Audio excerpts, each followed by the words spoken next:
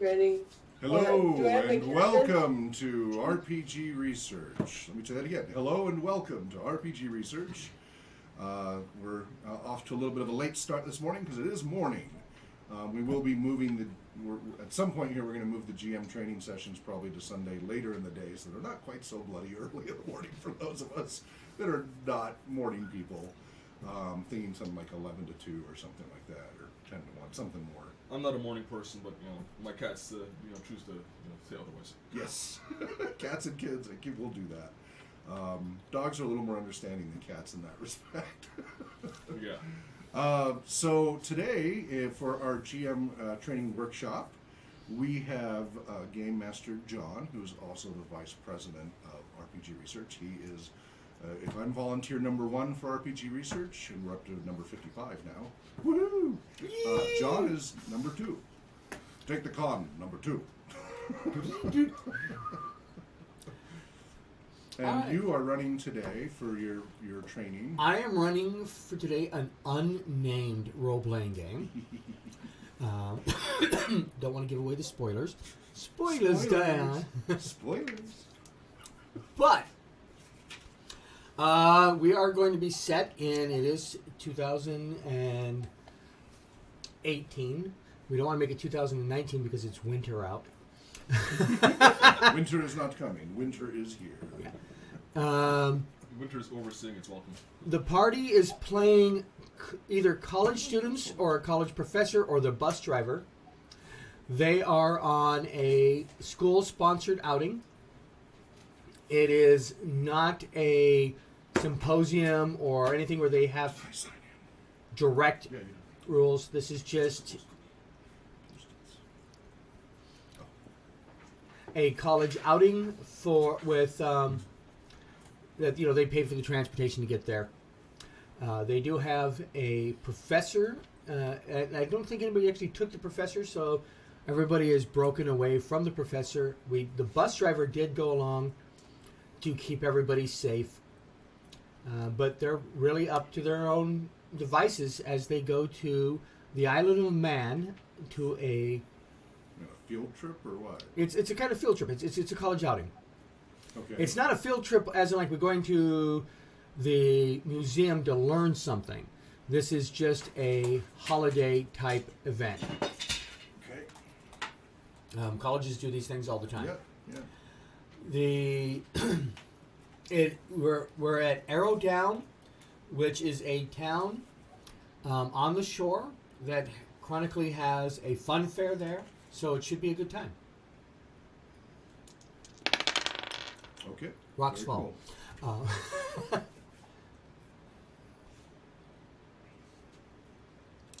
Can I get the character sheet? Did you check your text messages? Oh, no. Then you can't have it.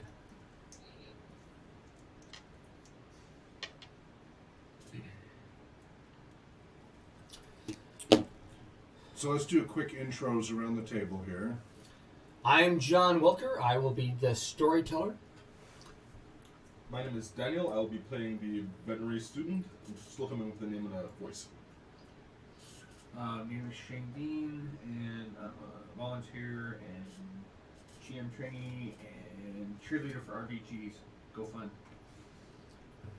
My name is Hawk Robinson, and I'm listening to the delayed version of this Twitch, so I'm completely disoriented auditorially, but I will still manage. And I'm playing somebody who got here through an Aikido scholarship, which is helpful since I have a background of Aikido since the 70s, so I can actually relate to it. And if you ask me a question right now, I'm not going to be able to hear you, so until the delay. And then remotely joining us is Danielle, and I'm going to be playing the bus driver, and I'm trying to keep all of my patrons safe. Now, Shane, what are Yeah. you playing? Sorry, musician. I forgot to mention that part. I'm playing a musician. Okay, so there's certain things about your back. Some of you guys may have things like for a musician, you need to decide what music you are playing, what type of music you like, what instrument is your favorite, because that's relevant to if you try to do something related to that musical instrument, you'll have better chances at it. A note on the Aikido student, you'll notice that he has brawler as a background trait. I changed it because it said Brovler. Brawler. So I fixed that. Are these what you're going to be using Wednesday? That was the 10. Okay. So Anger management issues was the reason he's in Aikido. great. Do you want me to create typed up versions of these for the default stuff? You know, That would be because wonderful. Legibility. Yeah. You and I do not have the best handwriting, so. Yeah. Okay. So after the session is over, if you want to we'll photocopy all these, just the front side on the back. Yep. And then I will, in GIMP or something, do a typed version of all these for you, so that you have them for regular, just print them out. And if it's not too much while you're at it, can you type up little cards for the traits? Well, I told you I'll get the PDF. Right. Okay. We'll just have to get that. Yeah, and that is not going to be through RPG Research funds. That'll have to be through my funds, because that's. Or do we need that for RPG Research side? We need the cards for RPG. Well, we need that for RPG. If we're going to be running this with people. Will we need that regularly? Yeah. Okay, so then I'll need to get the PDF for RPG Research, and then I'll need to get a PDF for RPG Therapeutics. Separate funds. Okay. Okay, that's good. But the first one's for RPG Therapeutics. Okay. All right. Then we can sell them the cards we made up to RPG Research. I Take a don't mean quick so. look in the 12th Doctor book. Yeah. See, are those cards in there as well? Because if they're more up to date, third shelf down, yeah. Okay. 12th Doctor. So it'd be, Not the vault. easier to get. Yeah, it's the big red one, I think, on the far left of the Doctor Who's there, I think. One that just says Doctor Who role-playing game? Yep, with Capaldi. Yeah. Okay. Does it have cards in here? Well, I mean, not removable, but if it has photocopiable stuff. That's what I'm wondering, is if I have to get only the version of the 11th Doctor box set, or if I can just get the 12th Doctor PDF. That's additional characters. Yeah, and I did order the 12th Doctor, because the box set's no longer available. Right. So the kit we ordered for RPG Research is all 12th Doctor 2017. This stuff. does not have gadget Except cards for Unity. or anything else other than character sheets for as far as principal materials. Really? Really? Okay, what about the Adventures in Time and Space Supplement, Volume 1? Should have the red spine as well. Basically, 12 Doctors and all red Black spines. Archive, all of Time and Space Volume 1. Yeah, what does that? Because that's a supplement.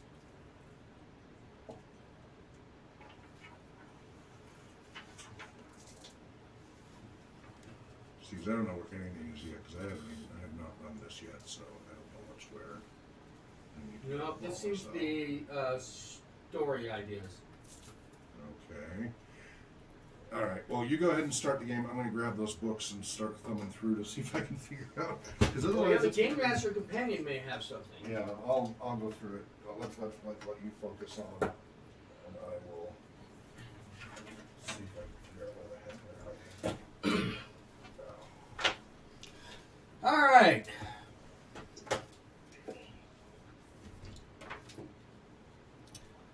You arrive at Arrow Down, and the professor, who nobody's currently playing, correct? Yeah. Any name for the professor, or we just say Professor? Professor Snidely. Come on, chips to eat, rooms to stare at, and we don't have all day.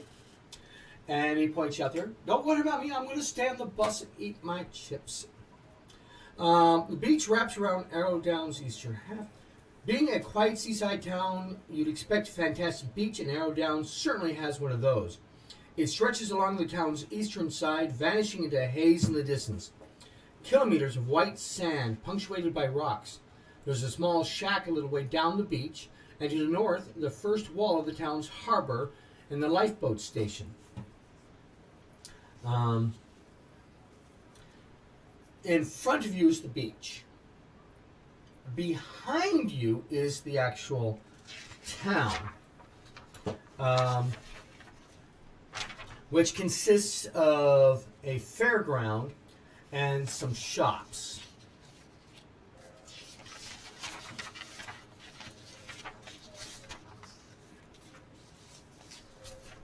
Okay. So, you as students are allowed to go there. This is just a afternoon trip. When it starts getting dark, everybody should come back to the bus, and we'll head back to the what do you call that thing? Any particular reason Isle of Man was of interest to us? Why did the professor have to encourage us to go here?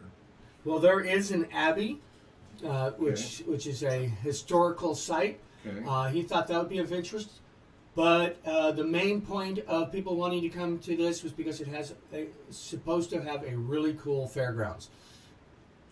All right. Oh, So you are literally here just to have fun, cool. I'm gonna check out the fairground. What is and pretty profess- much unsupervised, except for the fact that the bus driver wants to tag along. Are any of us? I saw that the professor was going off in the opposite direction. I decided to tag along. With the Are any of us befriended to anybody else? that is up to Do we have you. anything like fellowship focus or anything like that?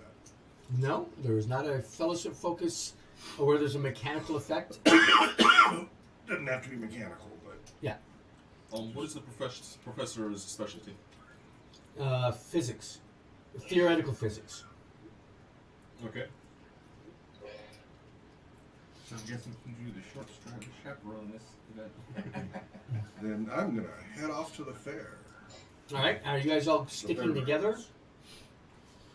I'm gonna follow him to the fair and see if I can't charm some people with my Celtic techno fusion vibes. I'm gonna be that will looking one day for make any. me immortal. Gonna be looking for any of those punching, hitting things that. Oh win yeah, prizes. little strength testers. Yeah, those are always fun. Well, they're totally rigged. You have to hit them just right. They're Yeah. not about back strength. They're about hitting them just right. You must hit it because you have to go direct line with that bar. Mm-hmm. And even any slightly off, you're not going anywhere. Yep. Anyways,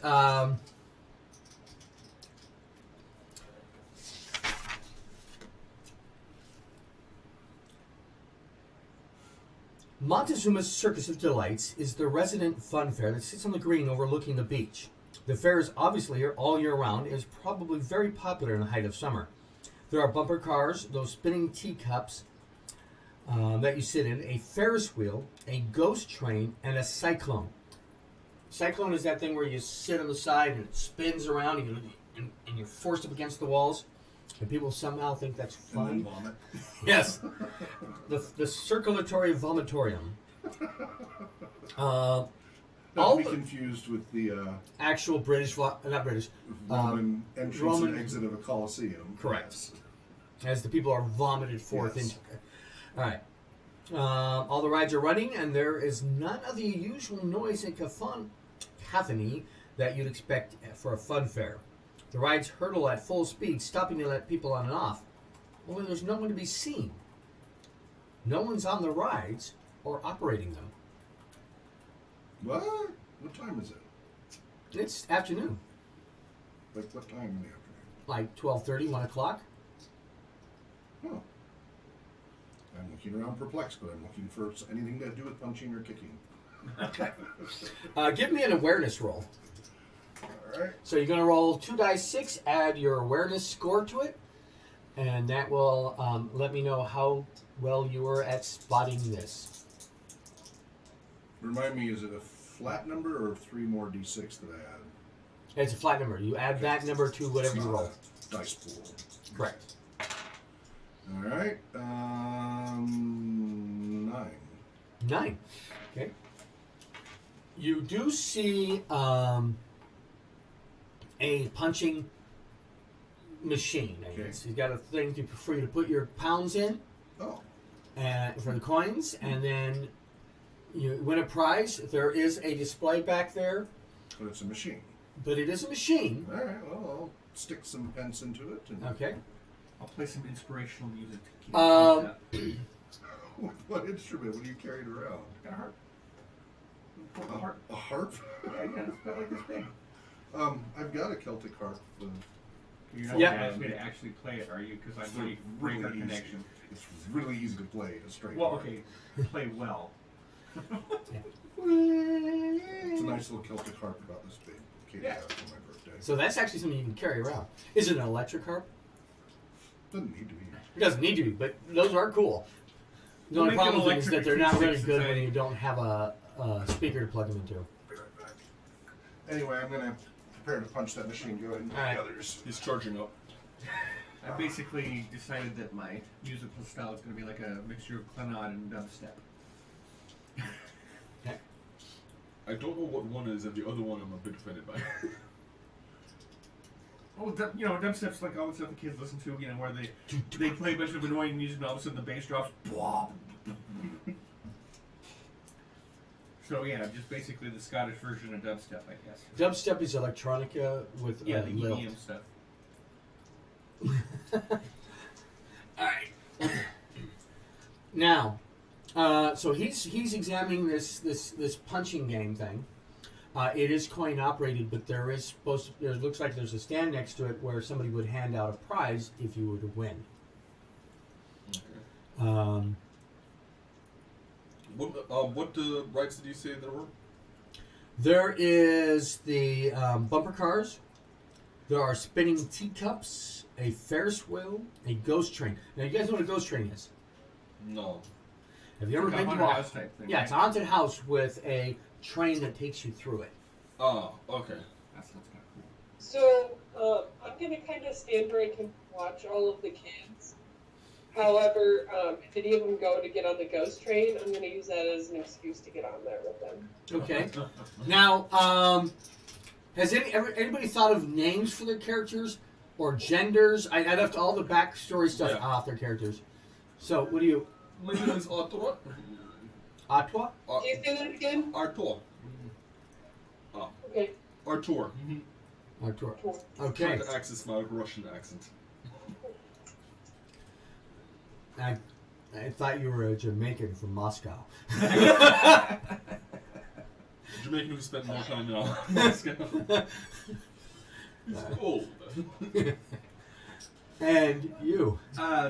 Duncan Barclay, as I mentioned, I'm trying to immortalize myself through Celtic techno. I'm sorry, I can't hear you. What name did you say?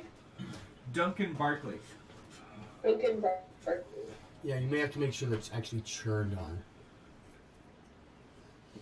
All right, and bus driver. We have to have character names, right? Yes. Yeah. Brent Tuttlesworth. No wonder you used to get in fights.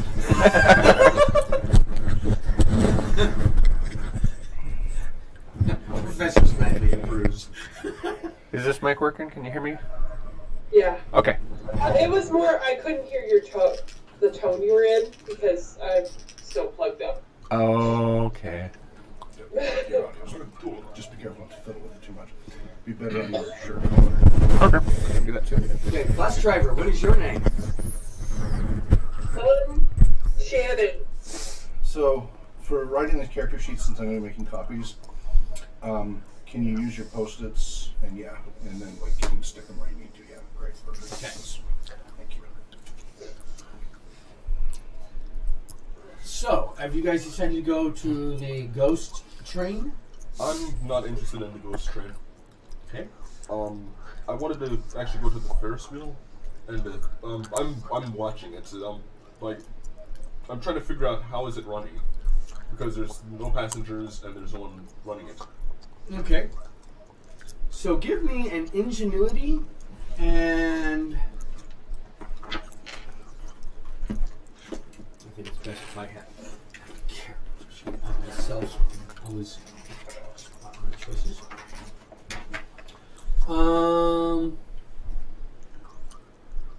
Science.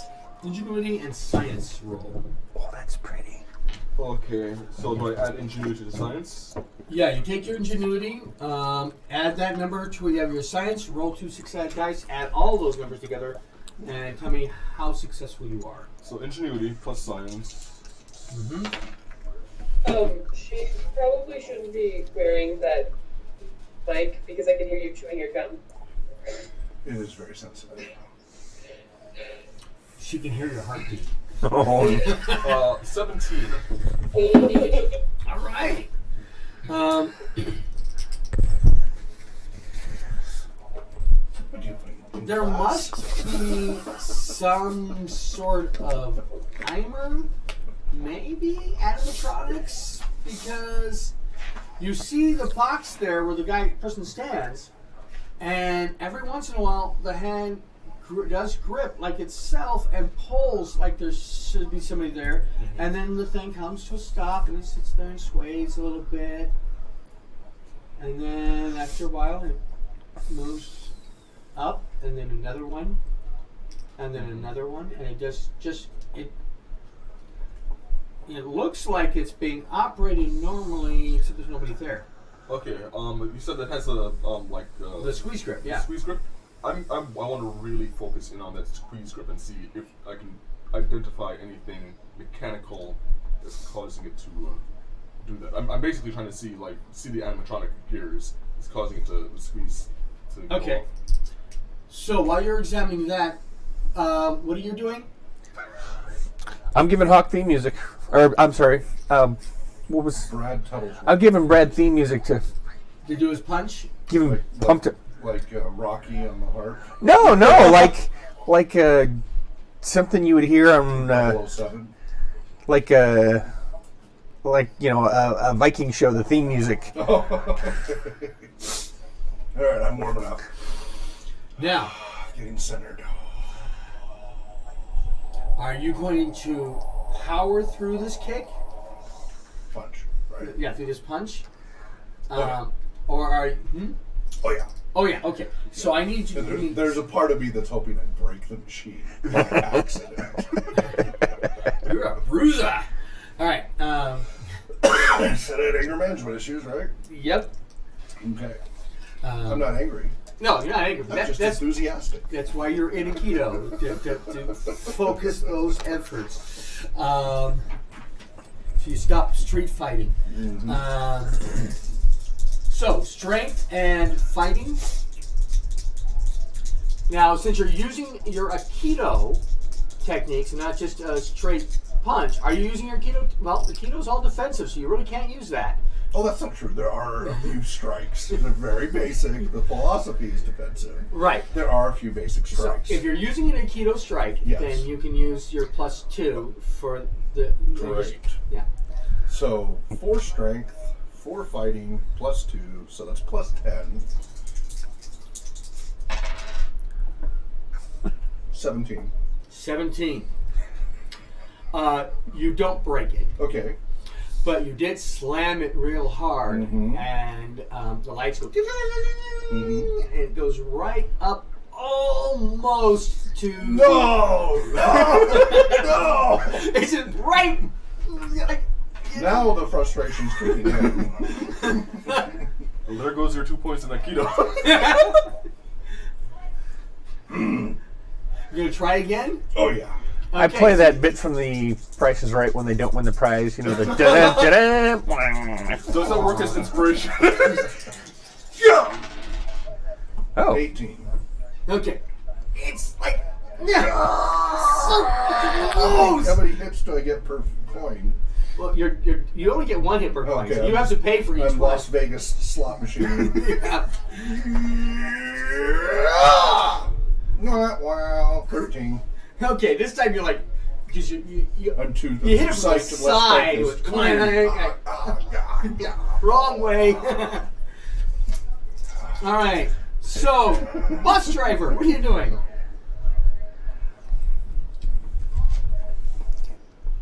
Danielle?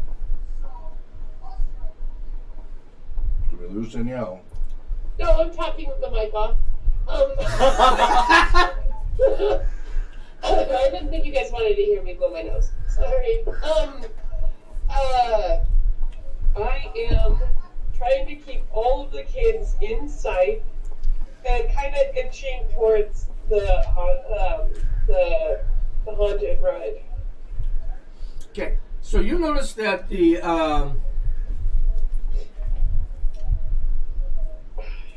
ghost train, it has just stopped and it's sitting there like it's waiting for somebody to get on. I'm not going to get on until a kid gets on. Because I need to be with the kids. Okay, so you're just standing by it, looking at it, and looking back at the students, and looking back at the ride. Like, come on, somebody wants to do this. Please, oh please, I oh want to go on please. this, but I can't with them. Because the professor left. All right, give me an awareness roll. Okay, you're going to have to remind me. Because I'm a little fuzzy still. Okay, so you have an awareness score on your character sheet. You see that? Yes. Add that number to your the 2 dice 6 you're going to roll. Okay, so it's 2 dice 6 plus the awareness roll. Right. So 2 dice 6 plus 4. 10. Okay. You notice that at as close as you're standing, you should be able to hear the occasional sound from inside.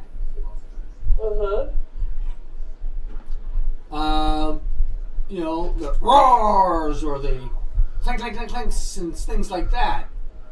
But you're not hearing anything, like, it doesn't sound like anything's running inside. Now, you were doing what? I was trying to see if I could see the gears. Right, after- you're trying to. So give me another. Give me an awareness plus.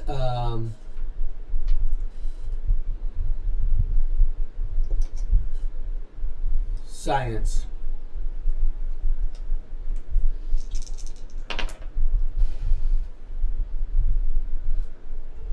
$14. You're not. They must be really well hidden because there are no external. You don't see a wire between the gripper and the thing that would like be used to pull it in. Which would be better if the techie, the theater tech was the one looking for this because he would know exactly what to look for. But yeah, you don't see like there's a wire there. You don't see a gear arm to push it and pull it. So you're not sure anything that you can spot that does this thing.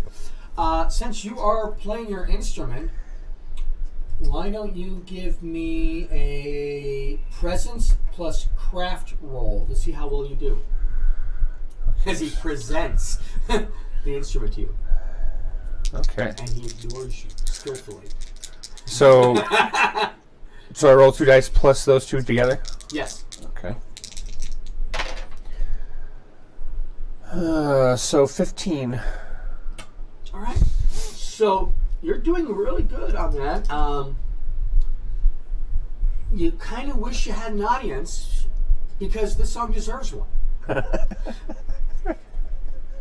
All my songs deserve an audience. What are you talking about? Yeah, you were the virtuoso. Now, Master Akito, you really want this to work. So we have a thing called story points. Mm-hmm. You can use additional story points. That's what those little white things are. And you have 12 of them. You can lose story points by doing things that are inappropriate. You can gain story points by doing things that are heroic and wonderful. And one use of a story point will allow you to add 2 more dice to your roll, plus the rest of your scores. If you want to use greater than that for something miraculous or something like that, like I need a miracle, you can use like 5 story points and get an actual miracle. If you need to do something completely impossible, you can go up so far as doing 9 story points. I like how impossible is a higher skill than miracle. So I get to roll these twice, basically, right? Yep, roll them twice. Add all the other scores there. Oh! 11. Wow, we got a good start. And 10, 21, plus to 31. Okay. Dang. You sit there and you get your focus and you power in and a little too much. And you do break it. Yes! Yes! Yes!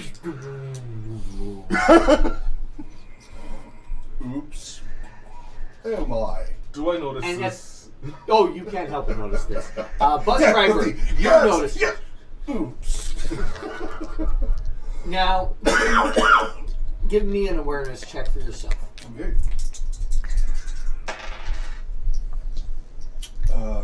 8. All you can, you're like almost focused and fuzzy. You're not, yeah, you're not really noticing anything around you. You're playing with him. You're immediately natural reflexes. You look around. Give me an awareness check. Okay. 11. Okay. Nobody's running up to yell at him. Okay. And What's this? they're still. Oh my, seem to have broken the machine. They don't build them like they used to now, do they? I'm grinning ear to ear. No one's here to yell at you. What do you mean? Why would they? Oh, yes, I see. Well, There's nobody no, here but I'm us. looking for another machine or activity similar. Grinning ear to ear. There is a darts thing. In fact, one of the weird parts is, and I actually saw this at a fair, they have these little target booths. And when they had darts, throwing axes, and throwing stars. Yep. Any of those interest you? Not especially because I can't use my greatest strengths on it. Right. So I'm looking for something that's more physical.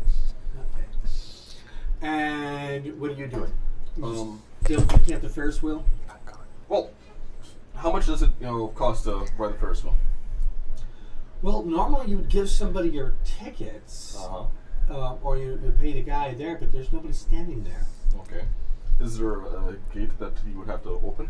Yes. Okay. I'm gonna wait for it to stop and I'm gonna hop the gate. Okay. Give me a coordination and athletics check. So just a coordination. Okay. And that's plus 2d6. Yep. 9. All right. So you make it Uh-huh. as you hop in the thing, but there's gradients of success and failure. The door opens as you do it. So you go to hop and you're like, whoa! And slam it against the thing. You're not hurt, but it's like, that was awkward. Okay, are there bars, can you know, is it a solid door? Or are there bars that people can see through the door? On the first one? Oh yeah, everybody can see through it. It's open. You have the bar that comes down. No, I mean like the gate that, you know, stopped me from going, you know, Oh, yeah, into it's that open. area. No, I mean, are there bars? Because I kind of wanted to like close it and make sure that no one saw that what I did. Yeah, but it's unfortunately, you can see right through it. It's only waist high. Okay, in that case, I'm just gonna close it, get up, and There is a cart, and it is waiting. The bar is open, and it's just sitting there. The door's kind of open. It looks like it's just waiting for you. because of my kerfuffle, I'm gonna wait for the next one. Okay. Yeah. The door closes. The bar comes down, and it rotates up to right the next one. Okay, I get into that one. Okay. Suddenly, there is a lot of sound. It went from silence to full volume and full speed. The whole thing, it's almost like it jerked into reality. Everything was unusually, like this must have been the best oiled machine ever. It wasn't making sound as it was going around. It was just doing things. But now that you're in it, you can like hear the park. All the sounds that should have been there are there. You think you might see people, but it's kind of blurry as the thing starts rolling around and doing its Ferris wheel thing. Okay, I'm trying to, especially at the height of the Ferris wheel, trying to get to as much of a scope of the entire fair as possible. Okay.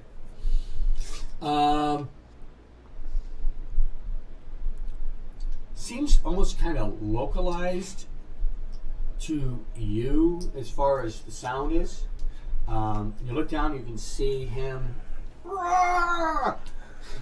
acting like a Wookiee who just won a game of chess. Then you have the bus driver who's just looking very longingly at the haunted train, which you can see is a decent sized building. You can see that there's a fish and chip shop and a place called Monroe's that the lights are on, and you're not sure, but you thought you just saw somebody walk in the door. Into which door? Into Monroe's, the place that's labeled as Monroe's. Okay. Are there any additional things visible now, you know, as opposed to what I'm used to seeing, or is it just entirely auditory? Well, like I said, you actually saw somebody walk into Monroe's. Yeah. Which is real, and you thought you saw glimpses of people as you started rotating. But really, outside of those glimpses and the person you pretty darn sure you saw walk into Monroe's, you're not seeing anything. Okay. So it's like kind of like peripheral, only in the peripheral vision. Yeah. Seeing this stuff. Yeah. You saw Monroe's clearly, but everything else that you saw is like in the corner of your eye. Okay. I'm going to, contemplate, what's going on with the senses while I ride and get off when I can. Okay. Musician. Well, honestly, I'm kind of concerned that, this is supposed to be this great busy fair, but there's nobody here. I'm going to start looking around and see if I can find somebody, because this seems really off. Do you want to check out any specific rides, or look for something specific? Head out to the fish and chip shop. Go down to the beach. I think I will. If he gets near me, I'll be like, "Do you want to ride this ride?" All right. So as you walk by her, inevitably, you'll kind of have to do that. She pipes up. Hey, you want to ride the ride with me? I suppose, but did you notice that there's nobody else here? Yeah, it is kind of interesting. Well, let's ride this ride and then we'll go look for people. I wonder if somebody just got the schedule wrong. We're out of season. I don't know. I was gonna say, I hope the uni did their research first.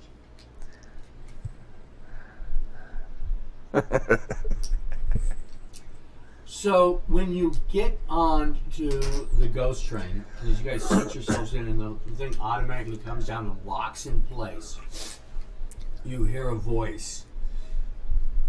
You have been warned. Your friends and family will miss you. We're all hearing this? No, just these two. Just the, okay.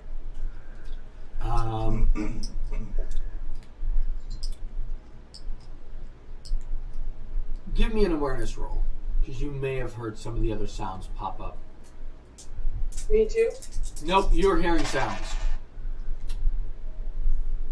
9. 9.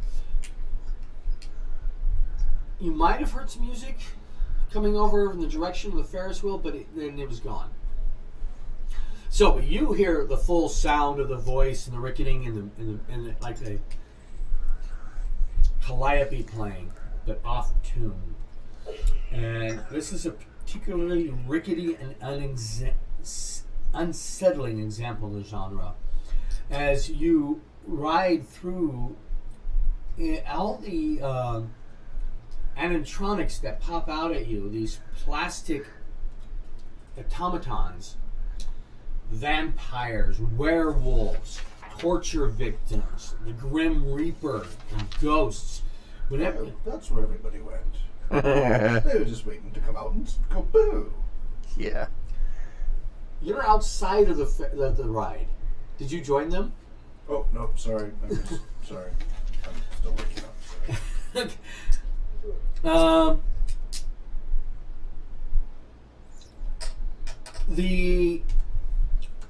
They look more intimidating and bulkier than you remember, and it's somehow more threatening than a normal ghost train.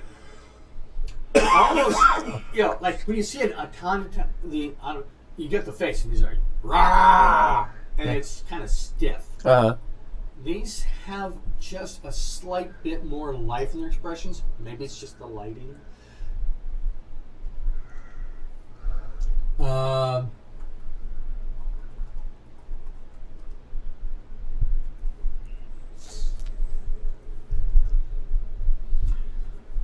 So, do you guys do anything as you're running through? Do you get to know each other better? As you ride through, or are you just sitting there screaming every chance you can get? I enjoy these kind of rides, so I'd be watching for every little detail. I'd probably be laughing because, I mean, the whole concept is, oh, it's scary. Oh, you're never going to come back. It's kind of corny. I mean, come on. You're never going to come back. Ooh. I mean, I'm having fun, but I'm kind of cynical about it, too. Give me I look like a kid in a candy store. Give me an awareness check. Well, with us or just him? Both of you, because you're paying attention closely because you're a kid in a candy store. Can I add my technology to it?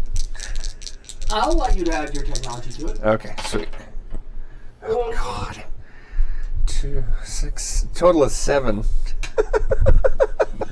Okay. It's scary. How about you? How'd you do? I'm just seeing if I have anything that would be applicable. Nope. So I did 10 again.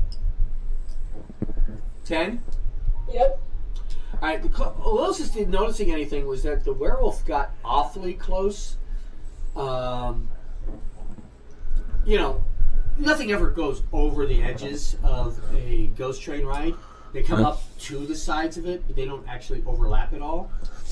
And you almost could have swore you could have been hit by, or you could have ran into that werewolf. It came that close. Oh, jeez. A little closer, a little too close for comfort. But other than that, everything on the ride seems to be normal. Other than that, the lighting is. Somebody must have been a genius in the lighting, because these things look a little more realistic than you remember they should look. You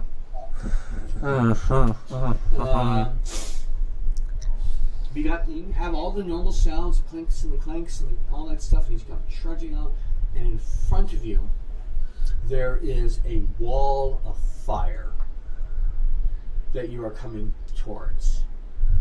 And there's no question about it. This cart is going to run right through that wall of fire. Okay. Now, Akito, what are you doing? It's Brad. Brad. Well, I've been looking around. I'm oblivious to what's really going on. So I've just been looking for something else I can punch. Right. And that may be interfering with your ability to find things of interest. That might be. I'm adrenaline's so pumping right now from accidental destruction of the punching machine. He's blood raging. What's that? Your hammer looking for a nail. Yeah. Yeah. I'm still grinning ear to ear. So, give me an awareness. Okay. 6. Apparently, I'm getting more self-engaged. You're so focused. I'm going to find this. Would you like to use a story point to add 2 more dice to that? No? Okay. That's my character. As you meander through, getting more and more lost. Yeah. So, the Ferris wheel starts coming down. It stops and it rocks there in the place. And then the gate opens. Mm-hmm. I hop out. And you get out. You feel a little disheveled just because everything worked right and everything sounded right, but it didn't feel right. Okay. Am I still seeing? Once I'm going to leave the. Everything's quiet again. Okay. You're not seeing things out of the corner of your eye. Okay. Okay. Did I see the bus driver and the musician headed to the ride? No, you didn't see that happen. You do see Brad wandering around, and by his body posture, it looks like he's getting a little more frustrated. I'm grinning ear to ear. Yeah, he's grinning, but he's like he's got all this pent up energy. It looks like. Okay. I'm gonna head over to him. Okay. And while you're doing that, give me an awareness check. Darn it. Oh, geez, sorry, guys. 9. Okay. And all right. So, what do you two say to each other when you catch up? Oh, how goes? You would not believe what happened to them. The punching machine quality is not quite up to snuff around here.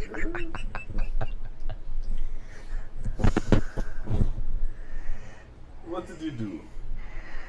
I just used it the way it was designed. What did it do? I punched the punching machine and I punched its lights out. I look over at the punching machine. Still smoldering. Yeah, a little bit of smoke. By the way, this next part is in character. Okay.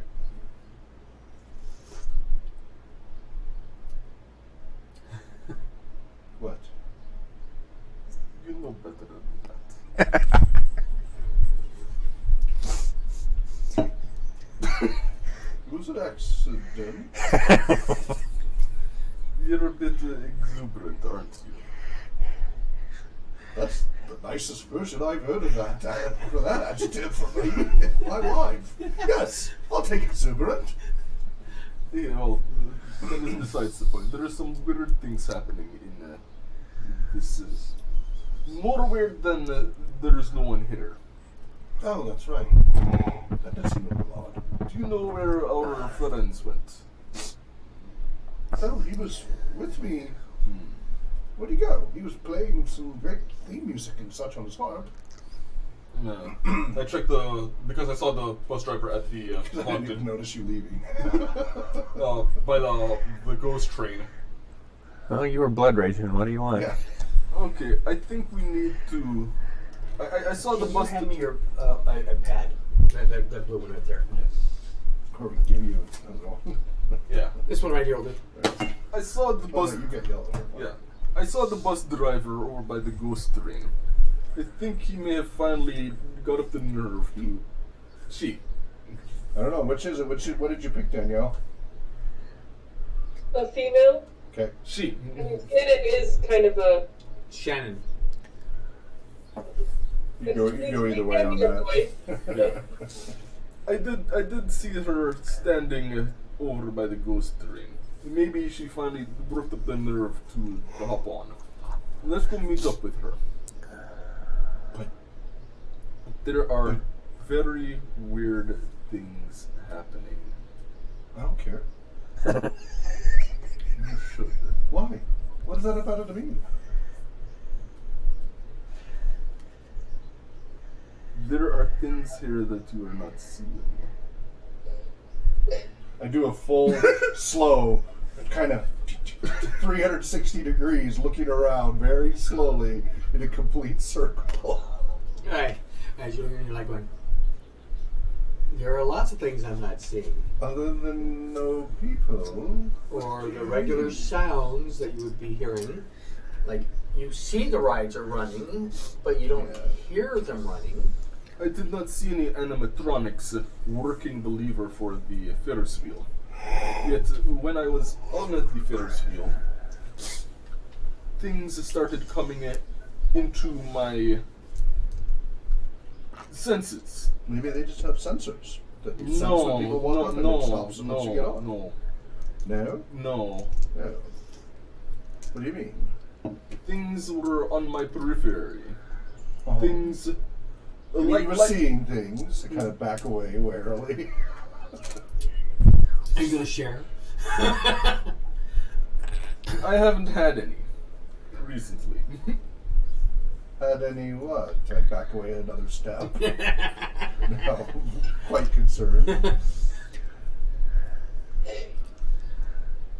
Meanwhile, back in the haunted house, you got... And I am intentionally playing a difficult character because you have that to deal with this game. Right. I'm seeing some immediate problems that we're going to have to talk about after the session. So, anyway, go ahead.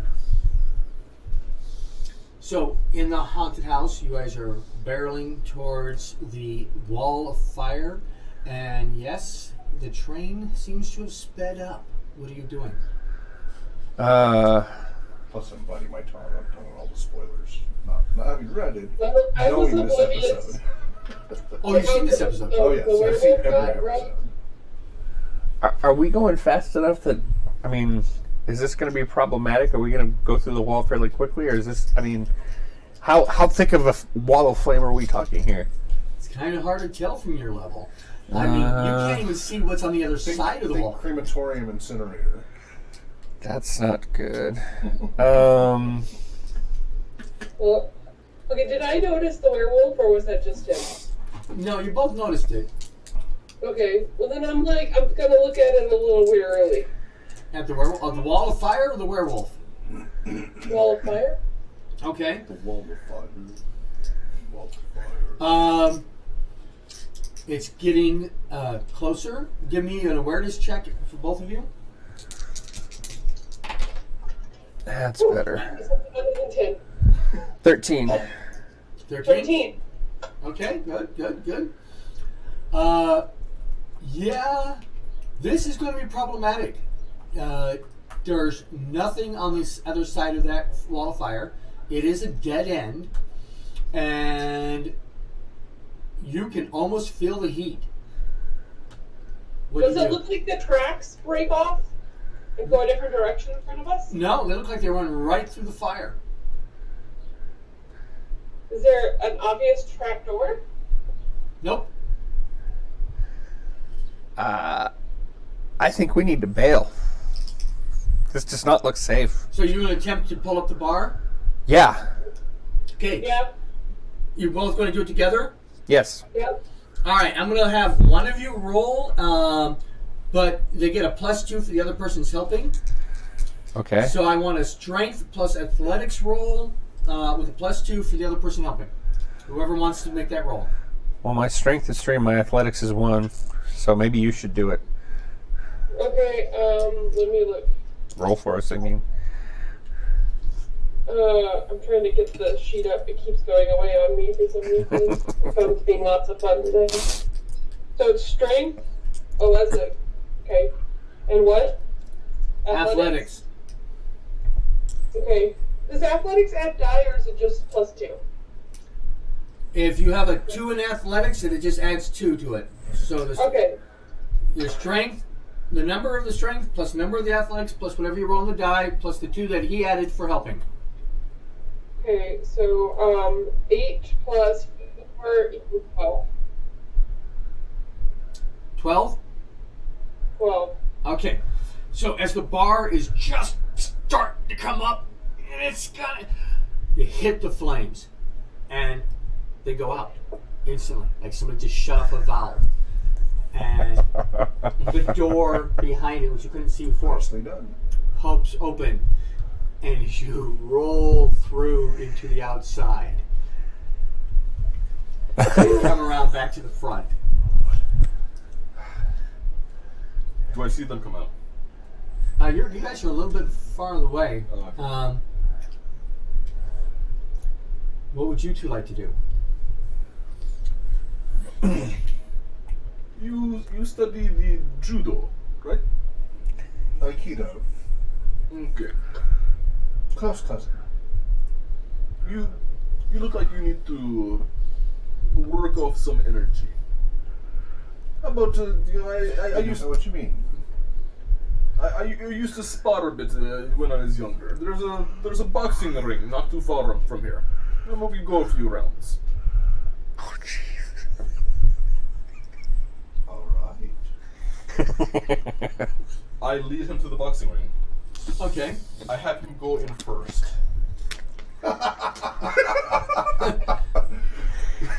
All right. As you go up the stairs and climb into the ring, just because you're below it, so you can only see into it, there are chairs and stuff around it. You notice that the ring is not unoccupied. I only now notice as I climb in. Well, because it was above you. Okay. You had to climb up. Yeah, but as I'm climbing up. Yeah, as you're climbing up, Okay. you notice that We're not there here yet. is a creature. Creature. Looks like a kangaroo. There's a kangaroo. Kangaroo in the boxing ring. Yes. Boy, there's a kangaroo in the boxing ring. And it's got these big red rubber gloves on. Is it real? Is it a machine? Hold on. I'm still outside. Yeah. Do I see the kangaroo? From down, well, you saw it from above there, but you didn't Yeah. recognize that it was a kangaroo. But outside the, I'm trying to basically lead him in and not be in the boxing ring. Well, you really can't see what And he I'm puts in midway there. up the steps. Yeah, you have to either be up in it or on the seats seating around it to see what's in it.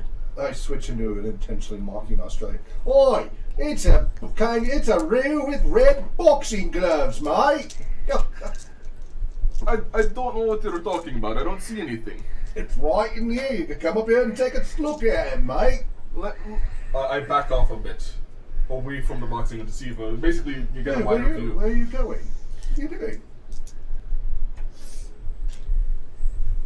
Rules are Checking out, are you? can be dangerous. Why don't I you look at work it. off Is it some moving? energy? Is it just? It is. It looks like I've it's never just if it's a nosy. machine or an actual critter. It bobbing its head and it looks like it's alive. You actually saw it twitching its nose. I'm gonna take a And there is a set of boxing gloves hanging on a hook I'm gonna take that a, are big and a oversized. larger, like, pence coin of some kind, Right? and just, like, flick it right at it, see what it does. Punch. Cool. But I go back down the stairs. Hey, come on out. You've got to see this. Am I far enough that I can still see the? I'm basically trying to back away far enough from the ring so I can still see. Do you go up the seats then? Okay, so you can see that there is a kangaroo with boxing gloves. Bouncing there, it did punch out once. I flicked a coin at it, and it punched the coin. Yeah. Should have thrown a clock at it. So, why didn't you go a few rounds with it? I just look at him with a raised eyebrow. Without an audience. I am here. These things, they kick you. They can rip your guts right out.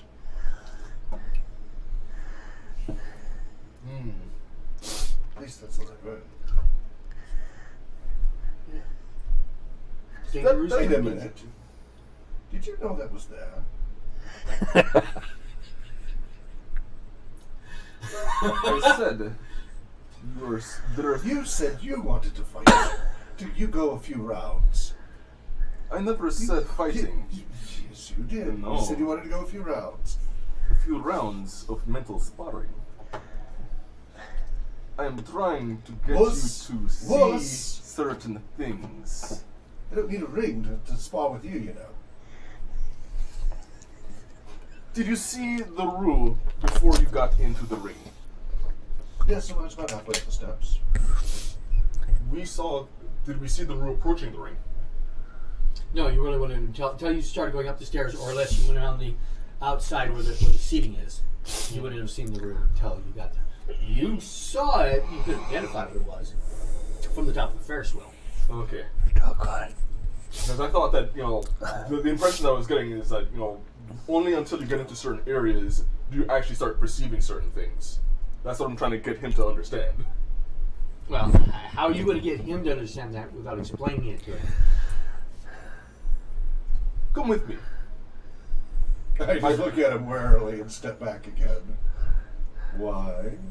What do you have in mind this time? Do you see that through? Yes. I'm going to stand right next to him, and I'm going to start walking backwards. So you guys are... Where are you in relationship to the ring? Are you on the seats, or are you below the ring, or are you partway up the ring? By the door. I'm up by the door. Yeah. So you can see the roof from where you're at. Yeah. Yeah.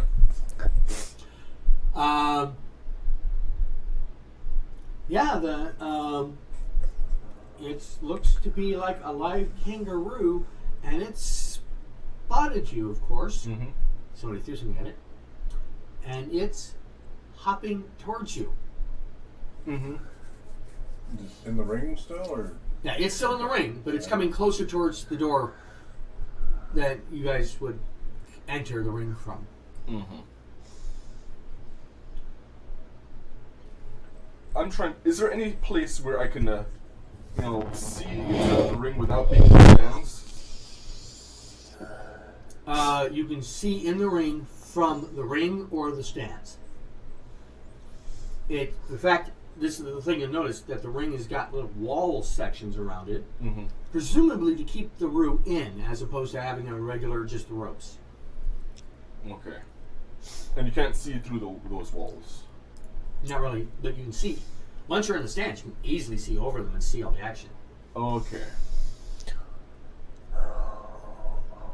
I'm gonna try something. Okay. At the top of the stands, is there a covering over everything, or would I be able to get to the edge of the stands and basically climb onto the other side? You can climb onto the other side. I want to climb onto the other side. Okay, so that you're outside of the... Okay. Yeah. Are you going with him?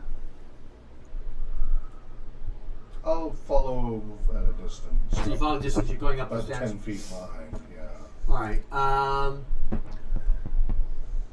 Anybody look at the ring before you?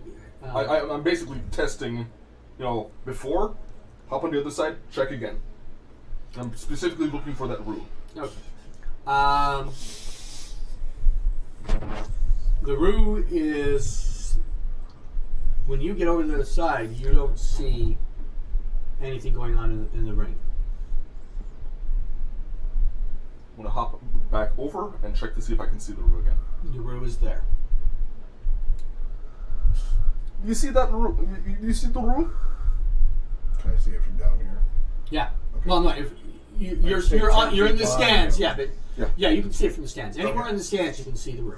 Yes. Okay. I'm going to point at that rue. I Alright. want you to hop onto climb over and take a look at that rue. I'm going to continue pointing at it. I know it doesn't make any sense.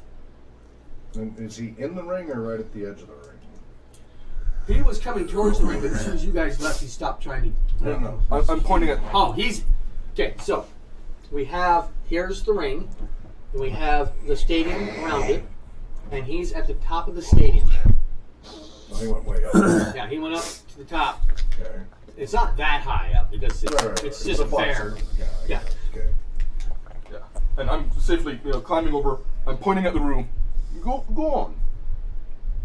And do what? Climb. Do what I just did. We want It's you to not that climb hard. and hang out on the outside of the ring. All right. I will repeat his action. Okay, so you get outside the ring and you look in there where he's pointing, and there's not a rue. Oh, the room is good. A hologram? They have holograms? Wow, that's pretty amazing for a country fair in the middle of nowhere. If it is a hologram, then you're of no. Oh, that's right, it punched my coin. Boy, that doesn't make any sense. This is what I mean by there are certain things you're not seeing. This is cool. Let's go find our friends. Meanwhile, Yeah, we've got to show them this. so Shannon and Duncan. Duncan, you've gotten off the carts. Everything's quieted down, silenced. Your heartbeats are slowly returning to human. Normal, less than 180. What do you guys would like to do? I think we should find the others. Something seems very off here. There's no people but us. Yes? I also think that it might be time to leave. Maybe this place doesn't seem safe. It seems really weird that at the height of the day there's no one here but us. So I guess we're gonna go look for the others. Okay. And what do you two do? I'm leaving the boxing ring now that I've won this round of mental sparring. And this character has no awareness and doesn't care. Not aware enough to care. Yeah. So you follow behind? Sure. Okay. Yeah. You all four eventually meet Still up. looking for other punching machines I can punch along the way. Right. You haven't found any. Okay. In fact, the only other opportunity to punch anything would be the kangaroo. Yeah, I wait till there's others to see that one.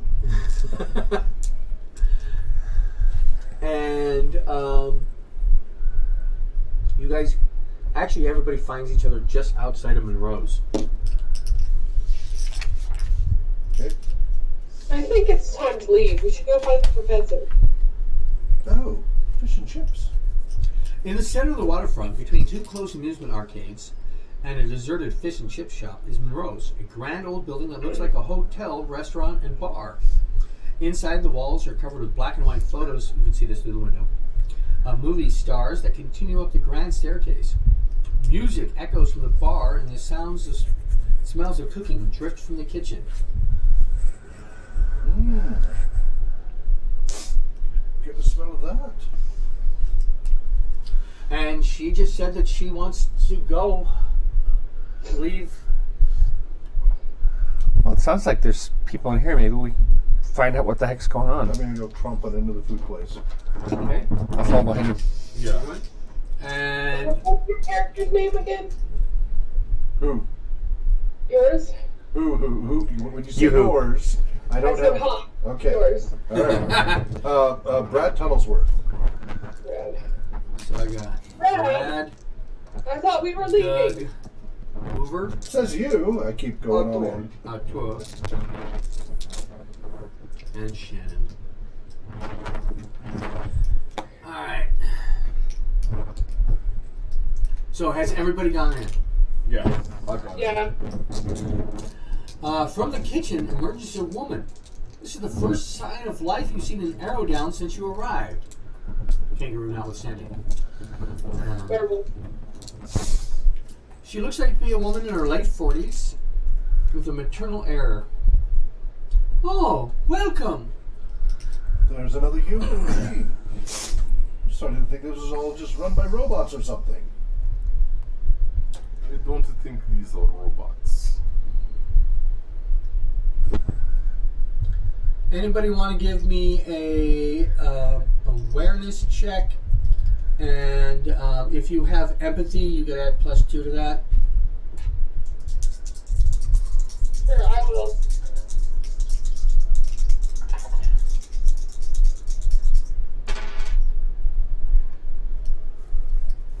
Ten. 10, okay. And then she was also. Yep, what did she get? I'm trying to see what empathy I have.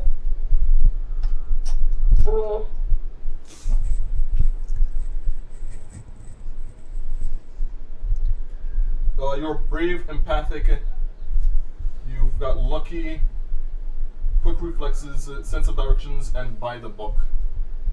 Okay, so no. You're empathic. Oh, I am? Yes. Okay. So, 13. Alright. She looks slightly frustrated, and even slightly nervous. And like, oh, welcome.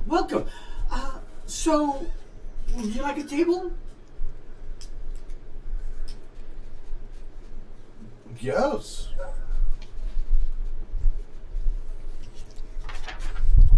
Well, come, please sit down. I sit on down. Why is this place so deserted? What is going on here? It's just a lull. No, it is not. People, don't people normally have fiestas? We are a fiesta town. This is not a lull. There is no one outside. I promise, the place will fill up soon enough. It's just early in the afternoon. We got here too soon. Things How does it work? disappear and reappear. Isn't that cool? It is fascinating. An alarm sounds, seemingly in the distance. Oh, that's the old ship's klaxon that rings out regular intervals, part of the town's heritage. Nothing to worry about. Now I look skeptical. You like, wait? Have to Nothing to think worry about about. that one. That just doesn't sound right. I'm gonna poke my head outside. You hear it like an alarm coming off from somewhere off the distance, and then it fades off. But that's it. It just becomes silent, and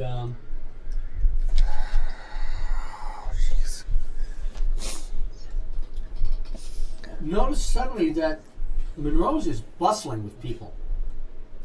Dozens of ordinary-looking people walk through the door, and under a minute, anyone looking outside can see that the harbor is now full, and there are people all over the street. That's convenient. I need an awareness plus presence roll from anybody who is looking at Teresa. I'm looking at the menu. Not Is there a menu? me. Yeah. Okay. So awareness plus presence? Yep. I'm studying her. The menu looks like a 1950s American diner. How quaint. 17. 17. Awareness plus what? Awareness plus presence.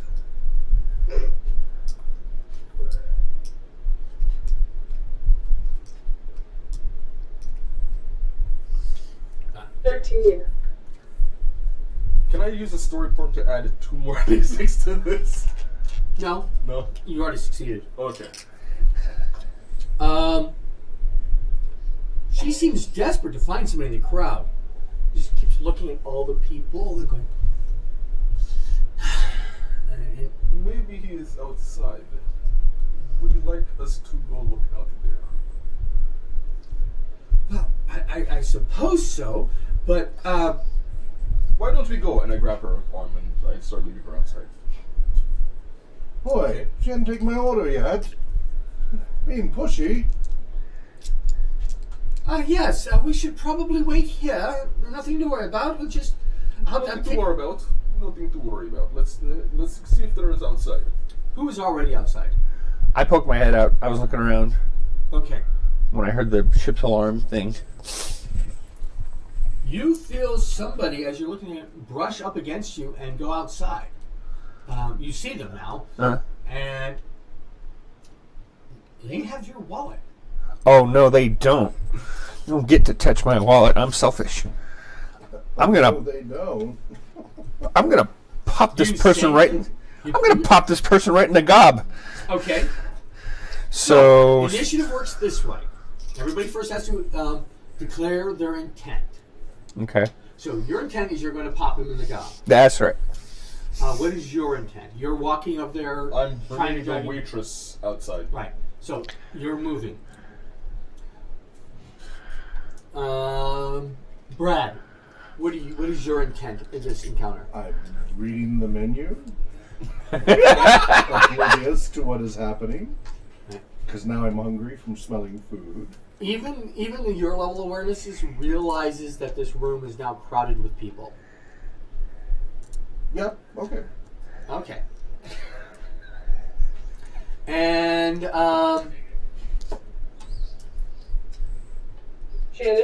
Shannon, what are you doing? I am struggling now that there's a ton of people to try and keep all of my charges in sight. And probably failing. Okay. So as you're trying to keep a look at everybody and moving around, the people that are talking go first. The people that are moving go second. The people that are taking an action go third. And if you are talkers, runners, doers, and if you're doing a combat action, you go last. Can I make my order? Where'd she go? You see that she's halfway to the door being pulled along by him. Oi, what about my order? Do you say anything? Or does she say anything? She does not say anything. Okay. She's too busy being pulled along. Alright. All right, I'm so trying to talkers. get the order of things. The runner runs, so he starts heading down the thing, and he outdistances your fist quickly Pooh head. because fighters go last. Anybody was actively doing anything, you're looking and finding things. So I wanted to order. you see there. Now, when you're chasing after somebody, you can try harder to catch up. Otherwise, it's their speed versus your speed. What is your speed? Where is the speed? Oh, I'm sorry. Your speed is your coordination. Okay. 4. Okay. So your speed matches him. Well, then I'm gonna try harder. Yeah. Do I have to spend a story point for that, or? Sorry, order. No, thank you. I have it right here. 1, on a second. I had it marked, and then I must have moved the marker. Oh, that's right. It's in the back. 60.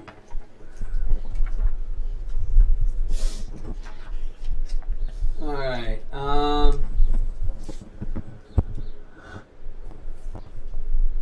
Roll coordination plus athletics. Okay, so 2 dice, right? Mm-hmm. Okay.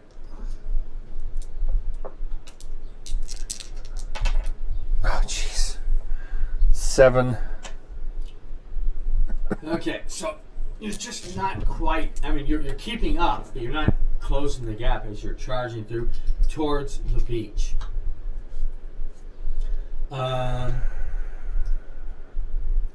He's obviously running off these things. You notice that one of your charges has left the building and is running out into the crowds. Shannon? Hey guys, we gotta go. I'm trying to get everyone together. Okay. Oh. And Brad? I look around for another waitress. Oh, can someone take my order? Nope, there's no waitress. Is there a counter? Yeah. Nobody at the counter. Just Teresa seems to be the only person that works here. Slam down the menu in frustration. Just cross my arms.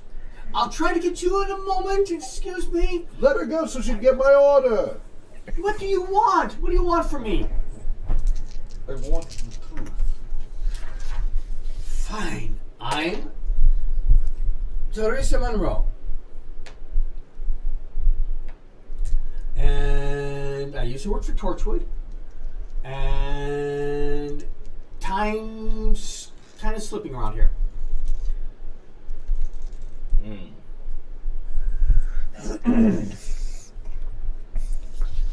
So, are you the only one? You two are doing the chase? Okay.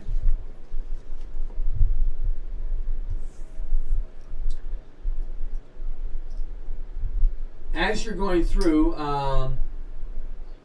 you guys coming up and you see that the boats are now, it's full of boats, but the boats are from different time periods.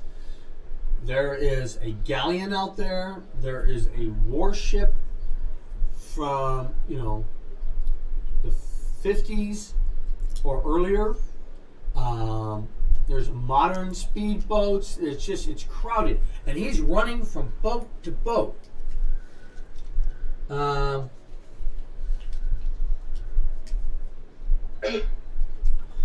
I need coordination plus athletics checks from those that are chasing him as you try to go from boat to boat. Can I throw a story point in to try and... Yes. Okay. I was just trying to keep up. Would I have been able to try and follow them? I don't think I would have. You stop at the water? Me? Yeah, you stop at the docks? Yeah, because I was trying to catch up to them and they were already running, but I don't foresee myself being fast enough. I got 18 this time. All right. You're drawing the close, and he's going down, and he's trying to make the leap to this older boat.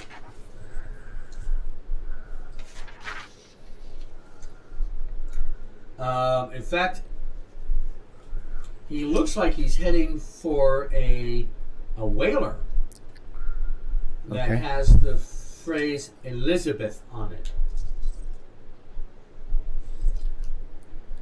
And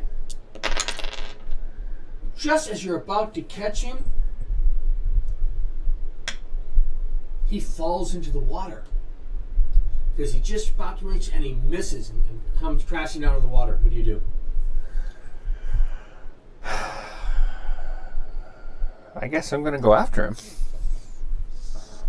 You dive in after him? Yeah. Okay. So that'd be... have you spent any story points? 1. Well, you get it back. Oh. Heroic act. I might lose it once I actually catch him. So, For glory! No, from my damn wallet. Darn wallet, sorry. I remember the kids. Yeah.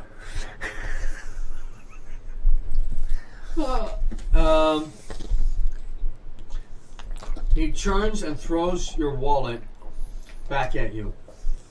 All I want to know is who you are. You could have asked me that. You didn't have to steal my stuff. Look, if new people are arriving in town, maybe something has changed. Maybe What do you mean? maybe the storm has broken. What do you He mean? drops to his new knees, people? sobbing hysterically. What do you mean new people arriving? He doesn't have an answer for you right now. He's hysterical. Oh, jeez. Okay. I'm going to use my presence and convince to calm him down. So that would be 2 dice, right? Yes. Okay. So that's 20 altogether. Nice. All right. Yeah, you're doing very good. And I'm just telling him, look, I can't help you if you don't calm me down. We can figure this out together. We work together. We can get this fixed. Just tell me what's going on, please. meanwhile, back at the diner. Are you still trying to pull? Well, now that she's told me something. No, now we're getting somewhere. I'm hungry.